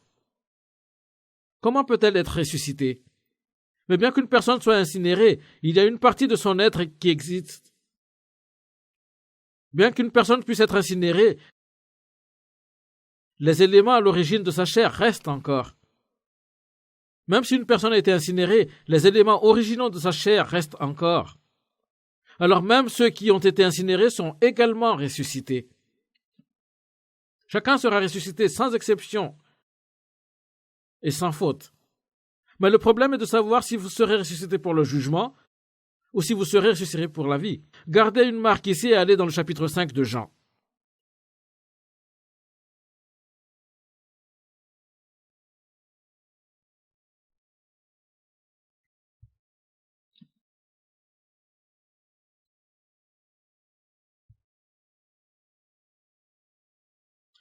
Verset 29, Jean chapitre 5, verset 29. Verset 29. Alors ils sortiront de leur tombe, ceux qui ont fait le bien se relèveront de la résurrection pour la vie, ceux qui ont fait le mal se relèveront pour la mort pour être condamnés.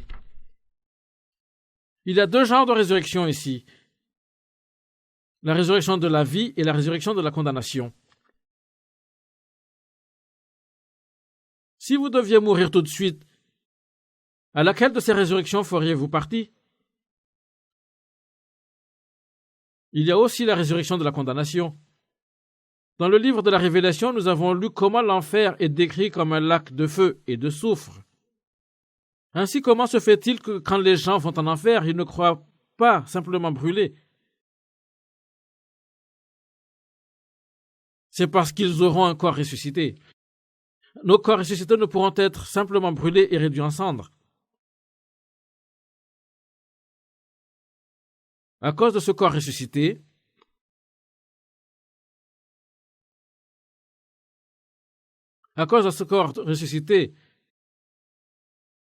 ceux qui sont jetés en enfer éprouveront la chaleur et la douleur, mais leurs corps ne pourront pas être réduits en cendres et mourir. Une fois qu'une personne est ressuscitée, elle ne mourra plus jamais. Elle ne mourra plus jamais. Tel est le corps que nous aurons après que nous soyons ressuscités. Ainsi il est dit dans la Révélation, puis la mort et le monde des morts sont jetés dans le lac de feu. Ce lac de feu est la deuxième mort. À ce moment-là, Hadès cessera d'exister. Et si quelqu'un n'a pas son nom écrit dans le livre de vie, il sera jeté dans le lac de feu. Qui sont les gens dont le nom sont écrits dans le livre de la vie? C'est quand une personne est sauvée que son nom est enregistré dans le livre de la vie. Quand une personne est sauvée, son nom est écrit dans le livre de la vie. Maintenant, allons de nouveau dans le Matthieu chapitre 5. Matthieu chapitre 5.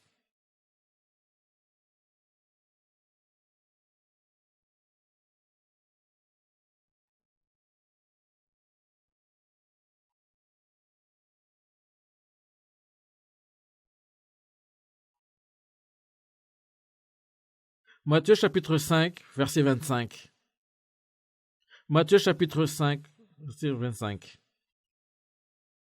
Quand tu es encore sur la route du tribunal avec ton adversaire, mets-toi vite d'accord avec lui. Sinon, il va te livrer au juge, le juge te livrera à la police et on va te jeter en prison. Je te le dis, c'est la vérité. Tu ne sortiras pas de là si tu ne paies pas tout l'argent que tu dois.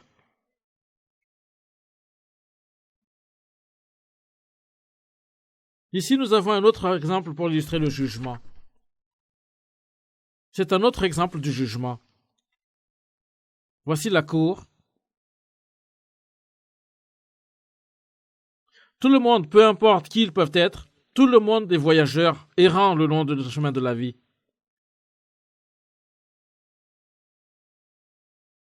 Ici, nous avons un homme marchant le long du chemin de la vie. Son chemin le conduit devant la cour.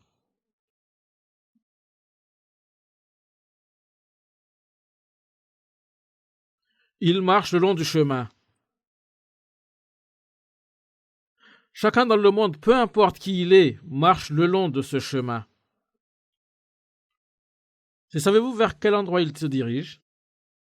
Il se dirige vers le jugement.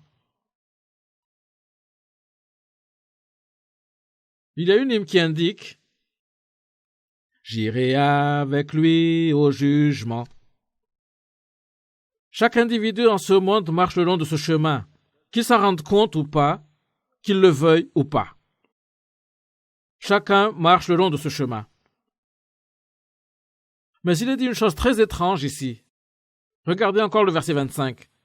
Quand tu es encore sur la route du tribunal avec ton adversaire, mets-toi vite d'accord avec lui. Ces deux hommes marchent le long de la route, et cet homme qui est en face est l'adversaire. En d'autres termes, il est le plaignant. Ce plaignant a rassemblé toutes les preuves du crime ou du péché de cet homme. Et maintenant, il le livre au juge.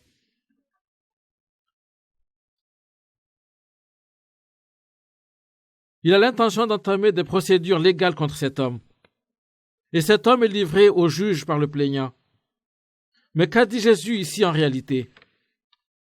Quand tu es encore sur la route du tribunal avec ton adversaire, mets-toi vite d'accord avec lui. Quand tu es encore sur la route du tribunal avec ton adversaire, quand vous atteignez le terminus, quand vous avez arrivé réellement à la cour, Jésus a dit de vous mettre d'accord avec votre adversaire quand vous êtes encore sur la route du tribunal avec lui. Quand on t'entend par « mets-toi vite d'accord avec lui », cela signifie faire la paix avec lui. Faire la paix avec lui. C'est ce que la vérité dit. Si vous ne faites pas la paix avec lui, vous devriez suivre la route du tribunal avec lui et finir dans la cour.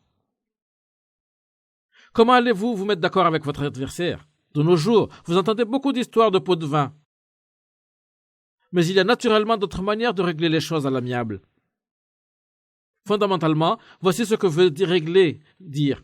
Si vous réglez le problème avant que le cas ne comparaisse devant la cour, il n'est pas nécessaire de faire face au jugement. Ici, il nous dit de régler le problème à l'amiable avant de connaître le tribunal. Si vous ne faites pas ceci, votre adversaire vous livrera au juge, le juge vous émettra le jugement et vous livrera à l'officier, le geôlier, qui vous livrera à la police et vous serez jeté en prison. La prison se rapporte ici à l'enfer. Quand il fait allusion ici au fait que vous vous mettez d'accord avec votre adversaire, que signifie cela réellement en ce moment? Qui est l'adversaire? L'adversaire est celui qui est votre conscience. Votre conscience est l'adversaire. Pendant que nous marchons le long de ce chemin de la vie, nous sommes continuellement accusés par notre conscience. Nous sommes continuellement préoccupés par notre conscience. Mais que signifie le fait que nous sommes préoccupés par notre conscience pendant que nous marchons le chemin de la vie? Cela signifie que nous nous dirigeons vers le jugement final. Votre conscience fournit les preuves qui vous font savoir qu'il sera jugé finalement ou pas. Le fait que votre conscience vous préoccupe, qu'elle vous accuse, signifie que vous vous dirigez vers le jugement. Les accusations de votre conscience. Vous êtes juste un seul homme, mais votre cœur a deux façades. Une façade est prête à commettre un péché et l'autre est préoccupée par ce qu'elle fait. Pourquoi j'ai fait cela? Votre conscience est préoccupée et vous regrettez ce que vous avez fait. Nous n'avons pas tous les deux parties de cœur. Un côté de votre cœur vous permet d'avancer et de commettre un péché, mais l'autre côté est affecté par votre conscience et regrette ce que vous avez fait. Marquez ici et allez dans le chapitre 2 de Romains.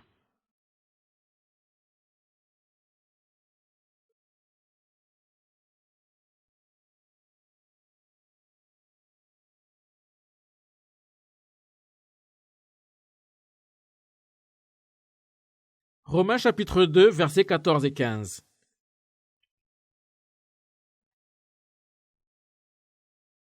Romains chapitre 2, versets 14 et 15. Ceux qui ne sont pas juifs ne connaissent pas la loi de Moïse.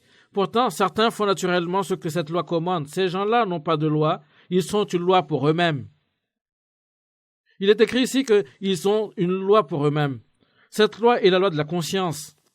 Par là, ils montrent une chose. Les actes que la loi demande sont écrits dans leur cœur. Leur conscience est témoin de cela et le fait qu'ils sont capables tantôt de s'accuser de leur faute, tantôt de se défendre, le prouve également.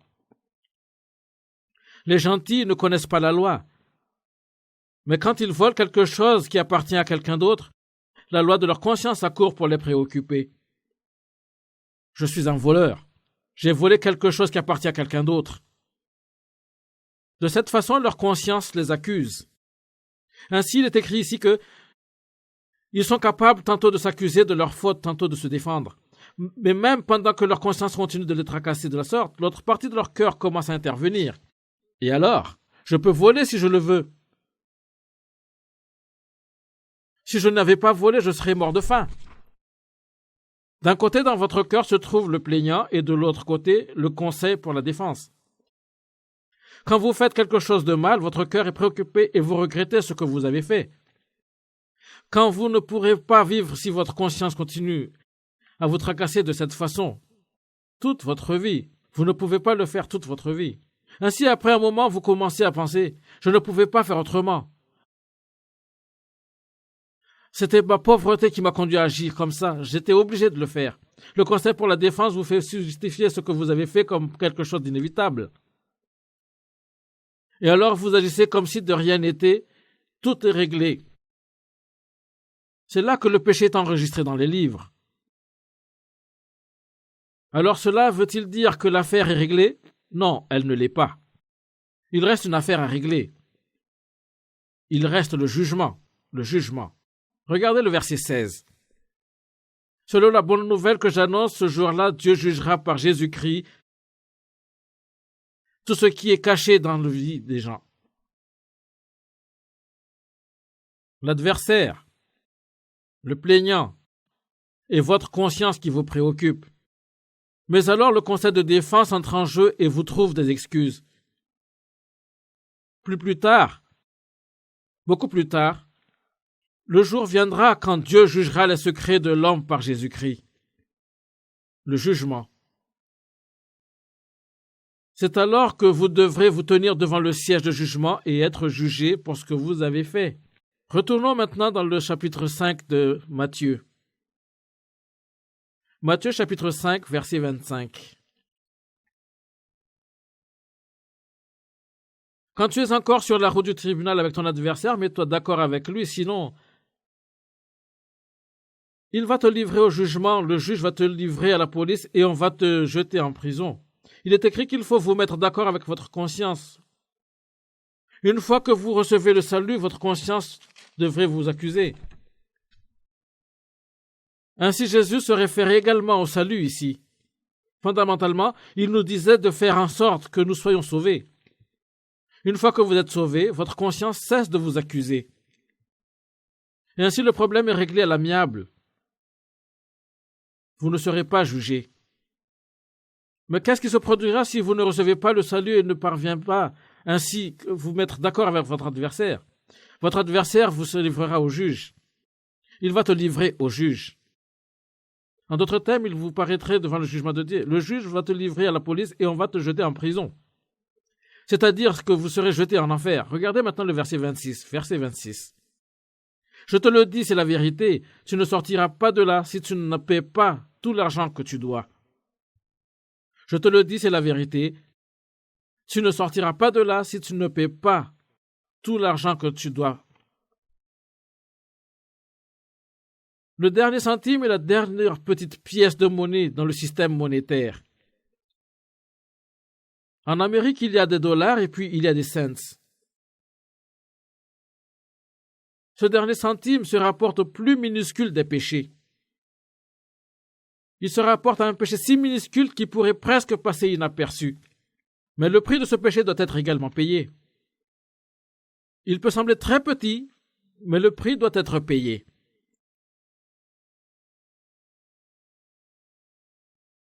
Peu importe si le péché est petit, si vous avez commis ce péché, vous devez payer son prix. Vous ne partirez pas sans avoir payé le prix de vos péchés. Ainsi Jésus a dit ici, « En vérité, je te le dis, tu ne sortiras point de là que tu n'aies payé jusqu'au dernier centime. » Ce prix doit être payé à tout prix. Et vous? Pensez-vous que vous avez payé le prix de tous les péchés? Les grands péchés et les péchés minuscules que vous avez commis lorsque vous aviez vécu en ce monde?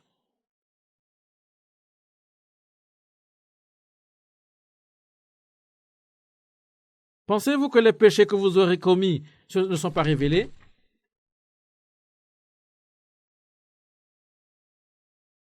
C'est vraiment une question très sérieuse.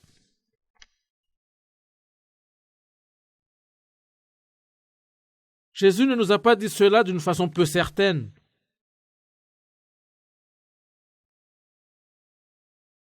Il a été très clair.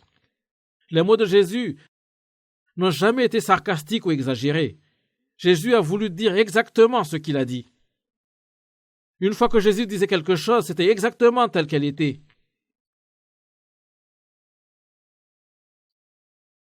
Rappelez-vous que les mots de Jésus étaient les mots de Dieu.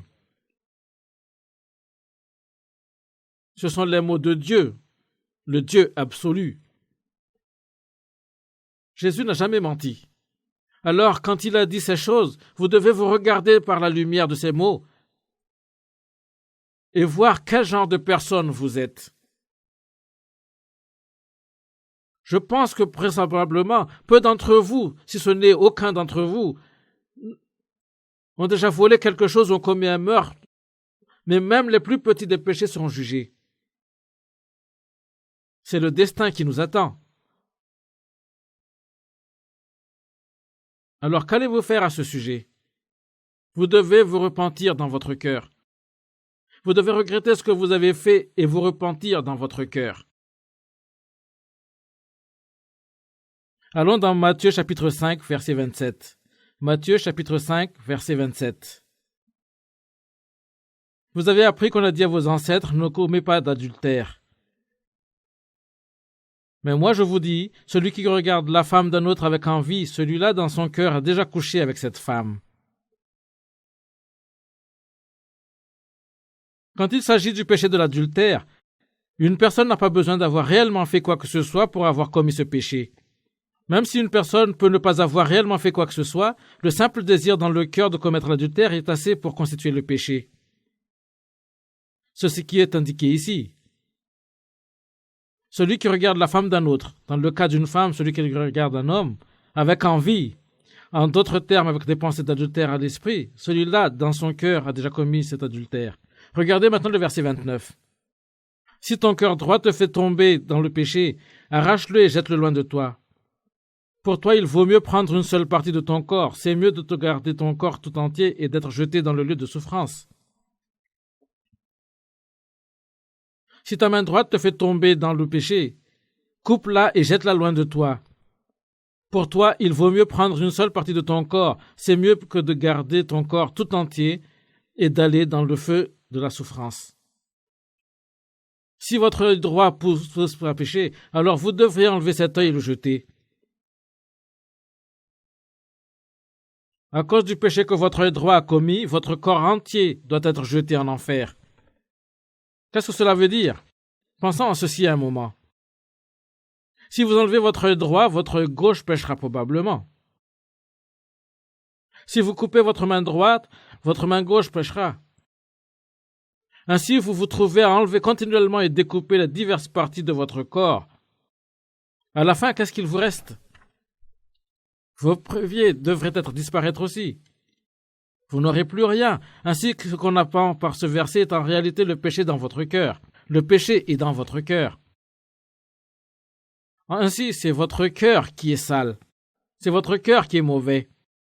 La lupridicée règne dans votre cœur. Les désirs sont dans votre cœur. La haine pour autrui est dans votre cœur. Tous les péchés sont dans votre cœur. Et puisque c'est votre cœur qui vous représente, ceci signifie que vous êtes une personne sans aucune alternative autre que de faire face à votre destin en enfer. N'est-ce pas vrai? Il y a plusieurs années de cela, quand j'étais pasteur dans l'église presbytérienne, il y avait un homme que j'ai très bien connu. Il était évangéliste et un jour, quand il est venu me voir, il avait un doigt qui manquait à sa main. Il avait été coupé. Ainsi, naturellement, je lui ai demandé ce qui s'était produit. Et il m'a dit que la Bible indique que si votre main vous offense, coupez-la. Et son doigt l'a offensé, alors il l'a coupé. Ah, à quel point peut-on être stupide? Il est inutile de découper un doigt comme ça. Quand la Bible parle ici de couper, elle ne veut pas dire prendre un couteau et amputer réellement le membre offensant. Elle dit que vous devez vous repentir de vos péchés comme si vous les aviez amputés de votre cœur, comme d'une main, comme un œil arraché. Vous devez vous repentir de vos péchés dans votre cœur. Vous devez vous repentir de vos péchés dans votre cœur. C'est ce que cela signifie. Avez-vous toujours regretté vos péchés? Vous êtes-vous vraiment repenti de vos péchés? Quoique vous ayez commis de plusieurs péchés, vous ne vous êtes jamais vraiment repenti devant Dieu, n'est-ce pas? N'avez-vous pas vécu votre vie impudemment? Ainsi, comment comptez-vous aller au ciel? Si vous ne regrettez pas vos péchés, si vous ne vous repentez pas de vos péchés, vous ne pouvez pas aller au ciel. Allons maintenant au chapitre 1 de Romains.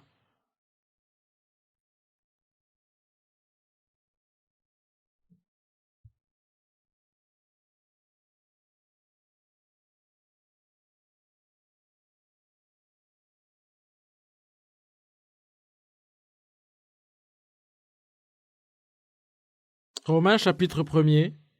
Je lirai à partir du verset 18.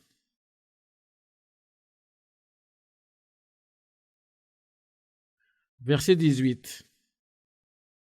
Nous avons lu ce verset auparavant, mais lisons-le une fois de plus.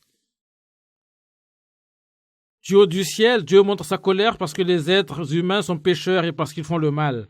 Par leurs mauvaises actions, ils empêchent la vérité d'agir. Oui, ce qu'on peut connaître de Dieu est clair pour eux, parce que Dieu les a éclairés. La puissance sans limite de Dieu et ce qu'il est lui-même sont des réalités qu'on ne voit pas. Mais depuis la création du monde, l'intelligence peut les connaître à travers ce qu'il a fait. Les êtres humains sont donc sans excuse. Le péché de ne pas connaître Dieu, le péché de nier Dieu sera puni avec la colère de Dieu. Ce péché aura comme conséquence une punition terrible. Nous avons déjà parlé de ceci. Regardez maintenant le verset 21. Ce verset se rapporte à ces gens qui connaissent Dieu. Il y a certains qui seront jugés même s'ils connaissent Dieu. En effet, ils ont connu Dieu, mais ils ne lui ont pas rendu gloire et ils ne l'ont pas remercié. Pourtant, pour ce que doit faire Dieu. Au contraire, leurs idées sont devenues fausses et leur cœur sans intelligence a perdu la lumière. Ils disent qu'ils ont la sagesse, mais ils sont devenus fous. Au lieu d'adorer le Dieu glorieux, ils ne meurent pas, ils ont adoré des objets. Ces objets représentent ces personnes qui doivent mourir ou bien des oiseaux, des animaux et quatre pattes. Il y a des gens qui disent qu'ils connaissent Dieu, mais qui toutefois seront jugés. Ils ne lui ont pas rendu gloire. Ainsi, qui glorifie-t-il? Ils glorifient leurs propres mots. Ils se glorifient au lieu de glorifier Dieu. Regardez le verset 22. Ils disent qu'ils ont la sagesse, mais ils sont devenus fous. Au lieu d'adorer le Dieu glorieux qui ne meurt pas, ils ont adoré des objets. Ces objets représentent une personne qui doit mourir, ou bien des oiseaux, des animaux à quatre pattes ou des serpents. Ils sont fiers de leur argent, ils sont fiers de leur puissance. Ils échangent la gloire de Dieu contre la gloire de ces idoles synthétiques. Qu'est-ce qu'on entend par « ils ne sont pas remerciés » ? Ils ne l'ont pas remercié. De nos jours, les gens qui croient en Jésus remercient toujours Dieu pour quelque chose. Le mot « merci » est toujours sur leurs lèvres. « Ô Dieu, nous vous remercions, ô Dieu, nous vous remercions ». Ils boivent un verre d'eau et ils disent « remercie Dieu ». Ils mangent une tranche de pomme et ils disent « remercie à Dieu ». Pourquoi la Bible dit-il qu'ils ne l'ont pas remercié ? Ils remercient toujours Dieu, n'est-ce pas ? N'est-ce pas vrai ? Quand Noël vient, ils remercient Dieu pour la fête. Joie au monde, le Seigneur est venu. Ils chantent des hymnes de louange de Noël pour remercier Dieu, n'est-ce pas? Quand le nouvel an vient, ils remercient Dieu pour la nouvelle année. Ils remercient Dieu durant leur anniversaire pour une autre année de la vie. Ils remercient Dieu quand ils obtiennent un nouveau travail, pour un nouveau mariage. Quand un bébé naît, ils remercient Dieu de cette nouvelle vie. Leur gratitude envers Dieu est toujours sur leurs lèvres. Quand une réunion de renaissance est tenue, ils offrent des donations spéciaux pour exprimer leur gratitude. Ils remercient toujours Dieu de cette façon. Ainsi peut-être vous pensez que quand on lit ici qu'ils ne l'ont pas remercié, cela ne veut pas s'appliquer à ces gens. Mais vraiment, ils remercient Dieu de cette façon et leur gratitude est gaspillée, c'est inutile. C'est parce que la gratitude fondamentale manque. La gratitude fondamentale. Savez-vous ce que c'est? Si vous avez été un pratiquant jusqu'ici et vous aussi avez offert votre gratitude à Dieu, que ce soit dans des mots ou dans des donations monétaires, pensez à ceci pendant un moment. Avez-vous déjà remercié Dieu du fond de votre cœur d'avoir pardonné vos péchés? Seigneur, je vous remercie vraiment de m'avoir sauvé. Avez-vous déjà remercié Dieu de cette façon? Si vous n'avez jamais remercié Dieu de cette manière, tout le reste de vos expressions de gratitude envers lui a été en vain. Quand on lit ici qu'ils ne l'ont pas remercié, c'est de cette gratitude fondamentale que l'on parle. Allons maintenant dans l'Ancien Testament, Ésaïe chapitre 12.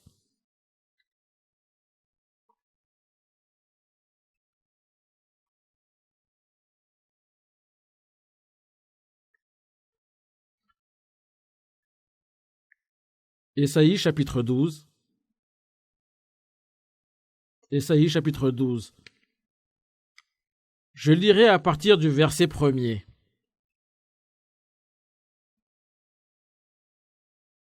Peuple libéré, tu diras ce jour-là, Seigneur, je te remercie, tu étais en colère contre moi, mais ta colère s'est calmée. En d'autres termes, la colère de Dieu s'est terminée. Et tu me consoles, voici le Dieu qui m'a sauvé. J'ai confiance, je n'ai plus peur. Oui, ma force et mon chant, c'est le Seigneur. Il est mon sauveur. Avec joie, vous puiserez de l'eau aux sources de salut. Ce jour-là, vous direz, chantez la louange du Seigneur, dites à haute voix qui est votre Dieu, faites connaître à tous les peuples ce qu'il a fait. Regardez ce qui est écrit ici. Regardez ce qui est écrit ici. De quoi devons-nous être reconnaissants? Nous devons être reconnaissants de notre salut. Ce jour-là, vous direz. Certains disent que nous enseignons des hérésies parce que nous disons qu'il y a un jour spécifique où une personne est sauvée. Nous disons aux gens qu'il y a toujours un jour spécifique où une personne est sauvée. À ma connaissance, John Wesley, par exemple, a été sauvé le 24 mai 1738 à environ 8h45 du soir.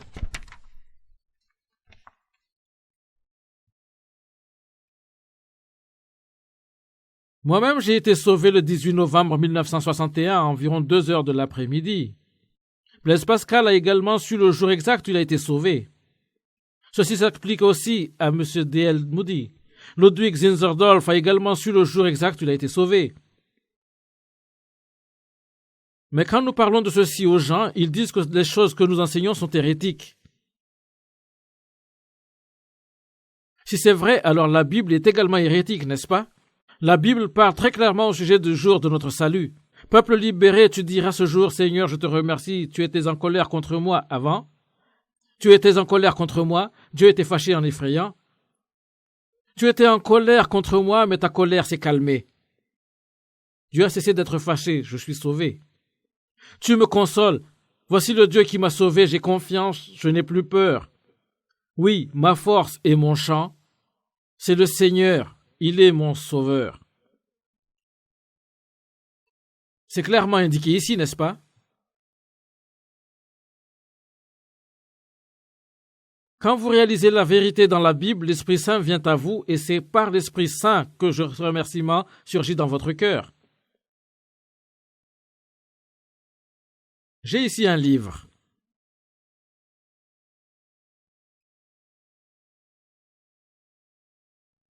Ce n'est pas un livre très épais. Il s'appelle « Qu'est-ce que le christianisme ?» et il a été écrit par le théologien coréen Kyung-Jik Han. Kyung-Jik Han est un pasteur coréen. Juste à la fin de ce livre, pasteur Han écrit qu'une personne doit avoir 2 anniversaires.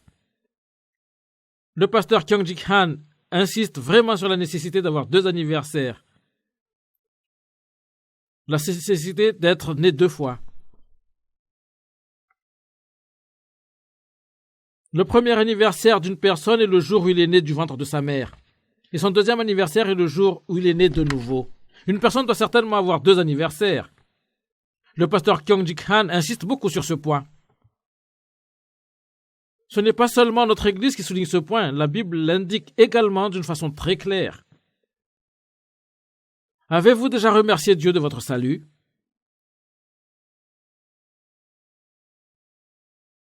Si vous n'avez jamais été reconnaissant envers Dieu pour votre salut, alors vous devez faire face au jugement. Retournons maintenant au Romains chapitre 1er, verset 24.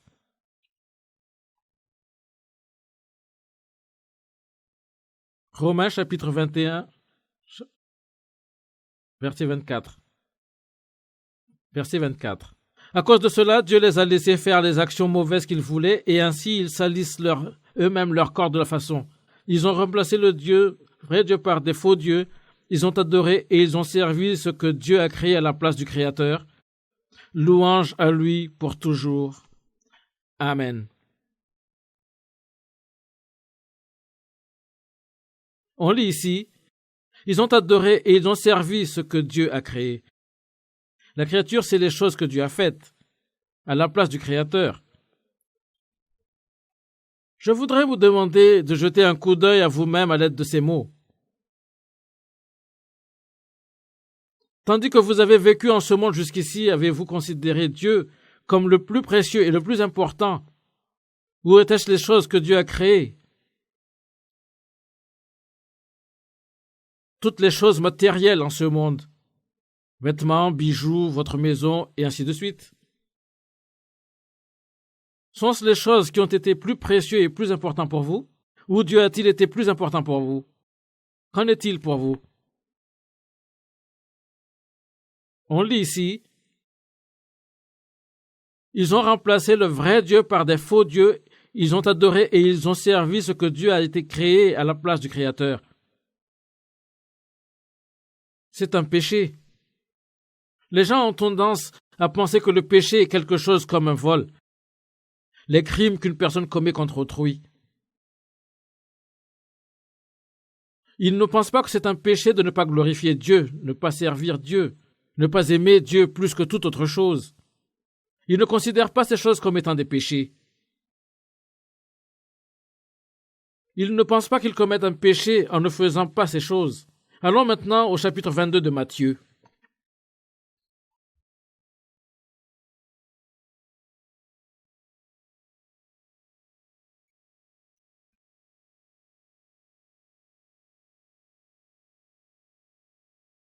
Matthieu chapitre 22, verset 35. L'un d'eux, un maître de la loi, veut tendre un piège à Jésus et lui demande: « Maître, dans la loi, quel est le commandement le plus important ?» Jésus lui répond: « Tu dois aimer le Seigneur ton Dieu de tout ton cœur, de tout ton être et de toute ton intelligence. » C'est le plus important et le premier des commandements. Et voici le deuxième qui est aussi important que le premier: tu dois aimer ton prochain comme toi-même. Un jour, un maître de la loi est venu voir Jésus et lui a demandé: « Maître, dans la loi, quel est le commandement le plus important ?» Et ici, nous avons la réponse de Jésus. Regardez le verset 27. Tu dois aimer le Seigneur ton Dieu de tout ton cœur, de tout ton être et de toute ton intelligence.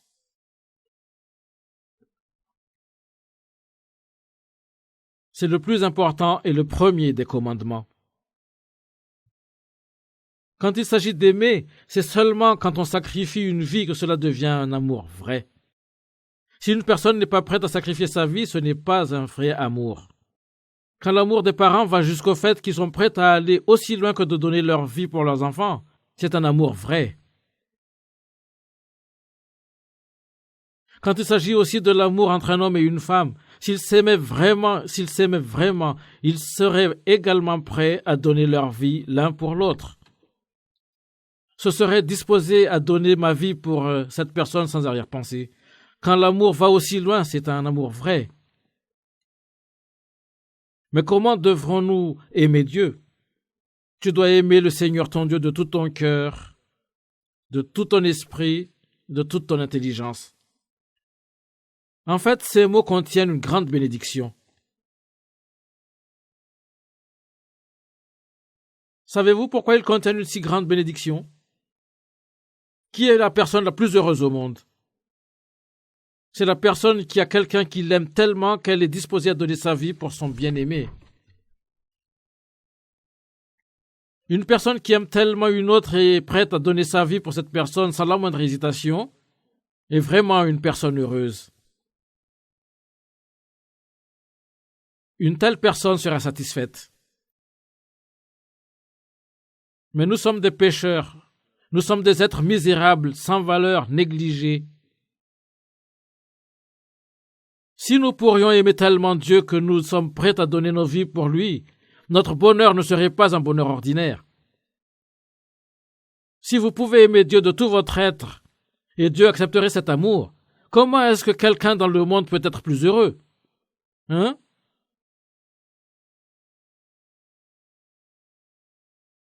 Si c'était le cas, imaginez les bénédictions que Dieu vous accorderait.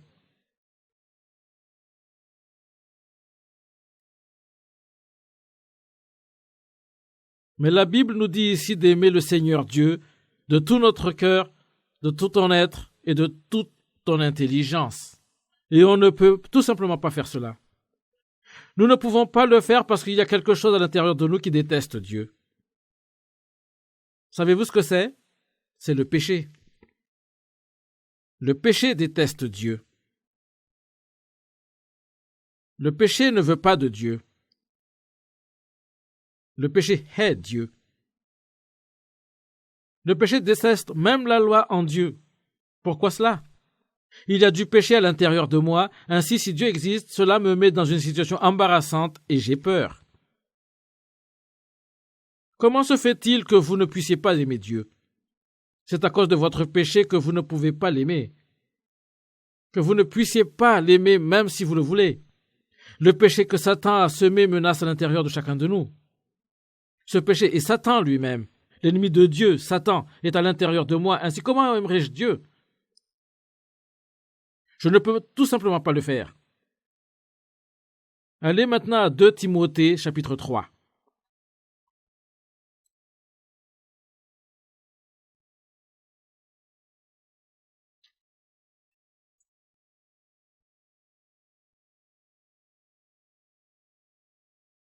C'est dans le Nouveau Testament. 2 Timothée, chapitre 3.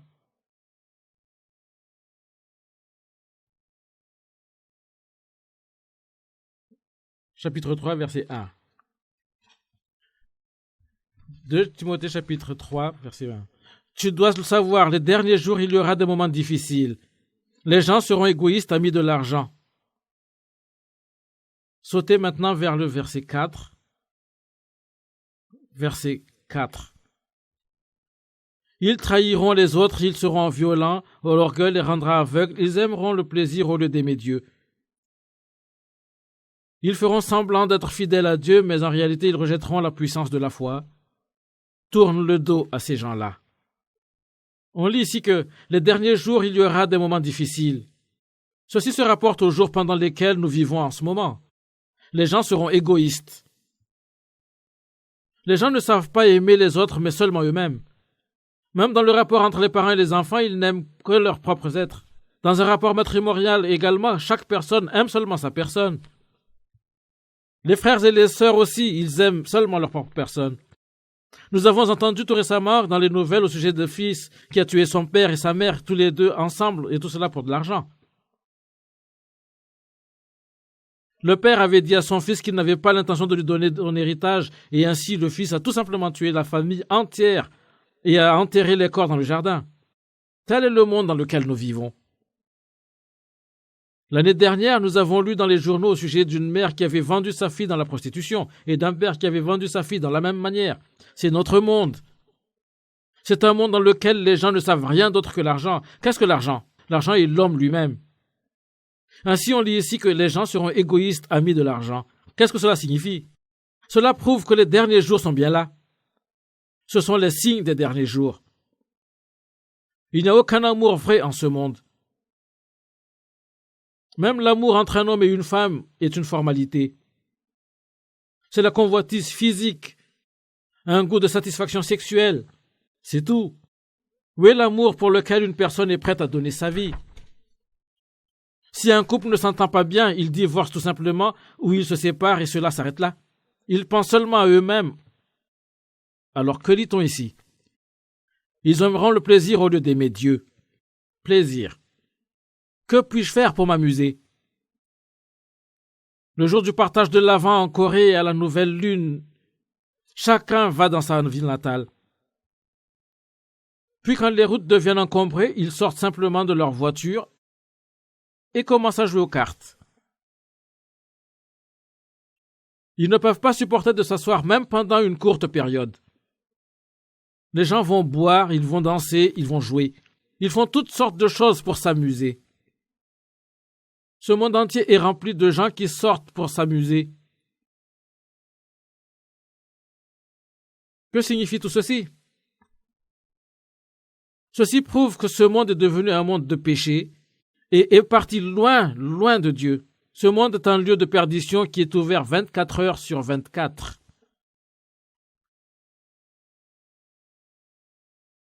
Chacun de vous doit se repentir profondément dans son cœur. Avez-vous vécu votre vie jusqu'ici tout en aimant Dieu et en le servant? Est-ce que c'est la manière dont vous aviez vécu? Si vous n'avez pas pu vivre votre vie de cette façon, alors vous devez même tout de suite vous repentir devant Dieu. Dieu, je n'ai pas vécu comme je l'aurais dû. Veuillez me pardonner. De cette façon, vous devez vous repentir profondément dans votre cœur. La seule issue de votre situation est de vous repentir. Si vous pouvez aimer Dieu, vous serez une personne vraiment heureuse. Si vous aimez d'autres personnes, vous serez toujours déçu. Une personne qui aime l'argent sera déçue par l'argent. Mais une personne qui aime Dieu ne sera jamais déçue. Allons dans Romains chapitre 1er.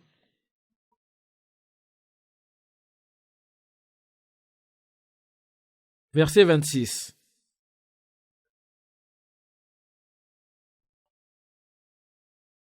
Romains chapitre 1er, verset 26. C'est pourquoi Dieu les a laissés suivre les désirs qui les couvrent de honte. Leurs femmes ne couchent plus avec des hommes mais avec d'autres femmes, et cette façon de faire va à l'encontre de la nature. Les hommes font la même chose, ils ne se couchent plus avec des femmes, mais ils brûlent de désir les uns pour les autres. Ils couchent ensemble, et c'est une honte. Ainsi ils reçoivent eux-mêmes la punition que leur conduite mauvaise entraîne. Homosexualité. Un rapport sexuel entre deux hommes. On lit ici, les hommes font la même chose, ils ne couchent plus avec des femmes. Qu'est-ce que cela veut dire? Quand les gens se marient, ils doivent vivre selon la nature.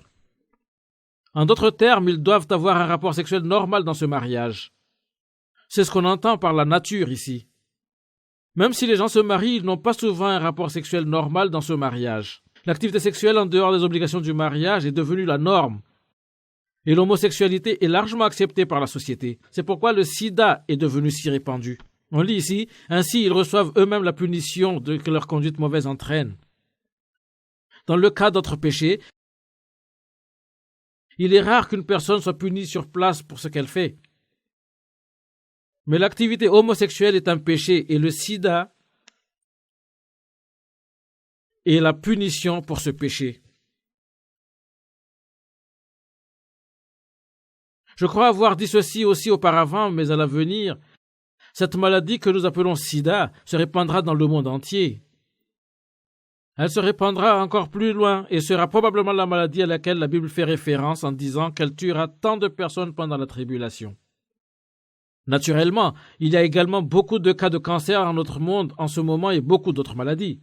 Il y a vraiment une lutte entre les maladies et les médecins qui essaient de trouver les traitements. Mais les maladies se développent plus rapidement que nous ne pouvons trouver de traitements contre eux. La pollution est devenue un problème très sérieux et en conséquence, de plus en plus de nouveaux virus se forment tout le temps. Il y a un grand nombre de personnes qui souffrent de toutes sortes de maladies en ce monde. Ce n'est pas seulement le cancer. Beaucoup de gens souffrent des affections pulmonaires provoquées par l'air pollué que nous respirons chaque jour. Et il n'y a pas que les mêmes problèmes qui se développent tous les jours. Les nouveaux virus se développent, les nouvelles maladies se développent tout le temps. Peu à peu, ce monde devient de plus en plus pollué et c'est pourquoi ces nouvelles maladies se développent toujours. À la fin, pendant la tribulation, ces maladies seront très répandues. La Bible dit ici que ceci se produira à cause de ce péché. Nous devons nous rappeler que ce monde est faux. Tout est faux en ce monde. Dieu seul est vrai. Il n'y a personne excepté Dieu qui est vrai et à qui on peut faire confiance. Par conséquent, vous devez chercher Dieu sincèrement dans votre cœur. Vous devez vous repentir des maux que vous avez faits dans le passé. Si votre cœur n'est pas orienté vers Dieu avec la totale sincérité et le désir ardent, vous ne pourrez pas trouver le salut. C'est seulement quand vous cherchez Dieu de la manière la plus sincère et sérieuse qui soit que vous pourrez le rencontrer.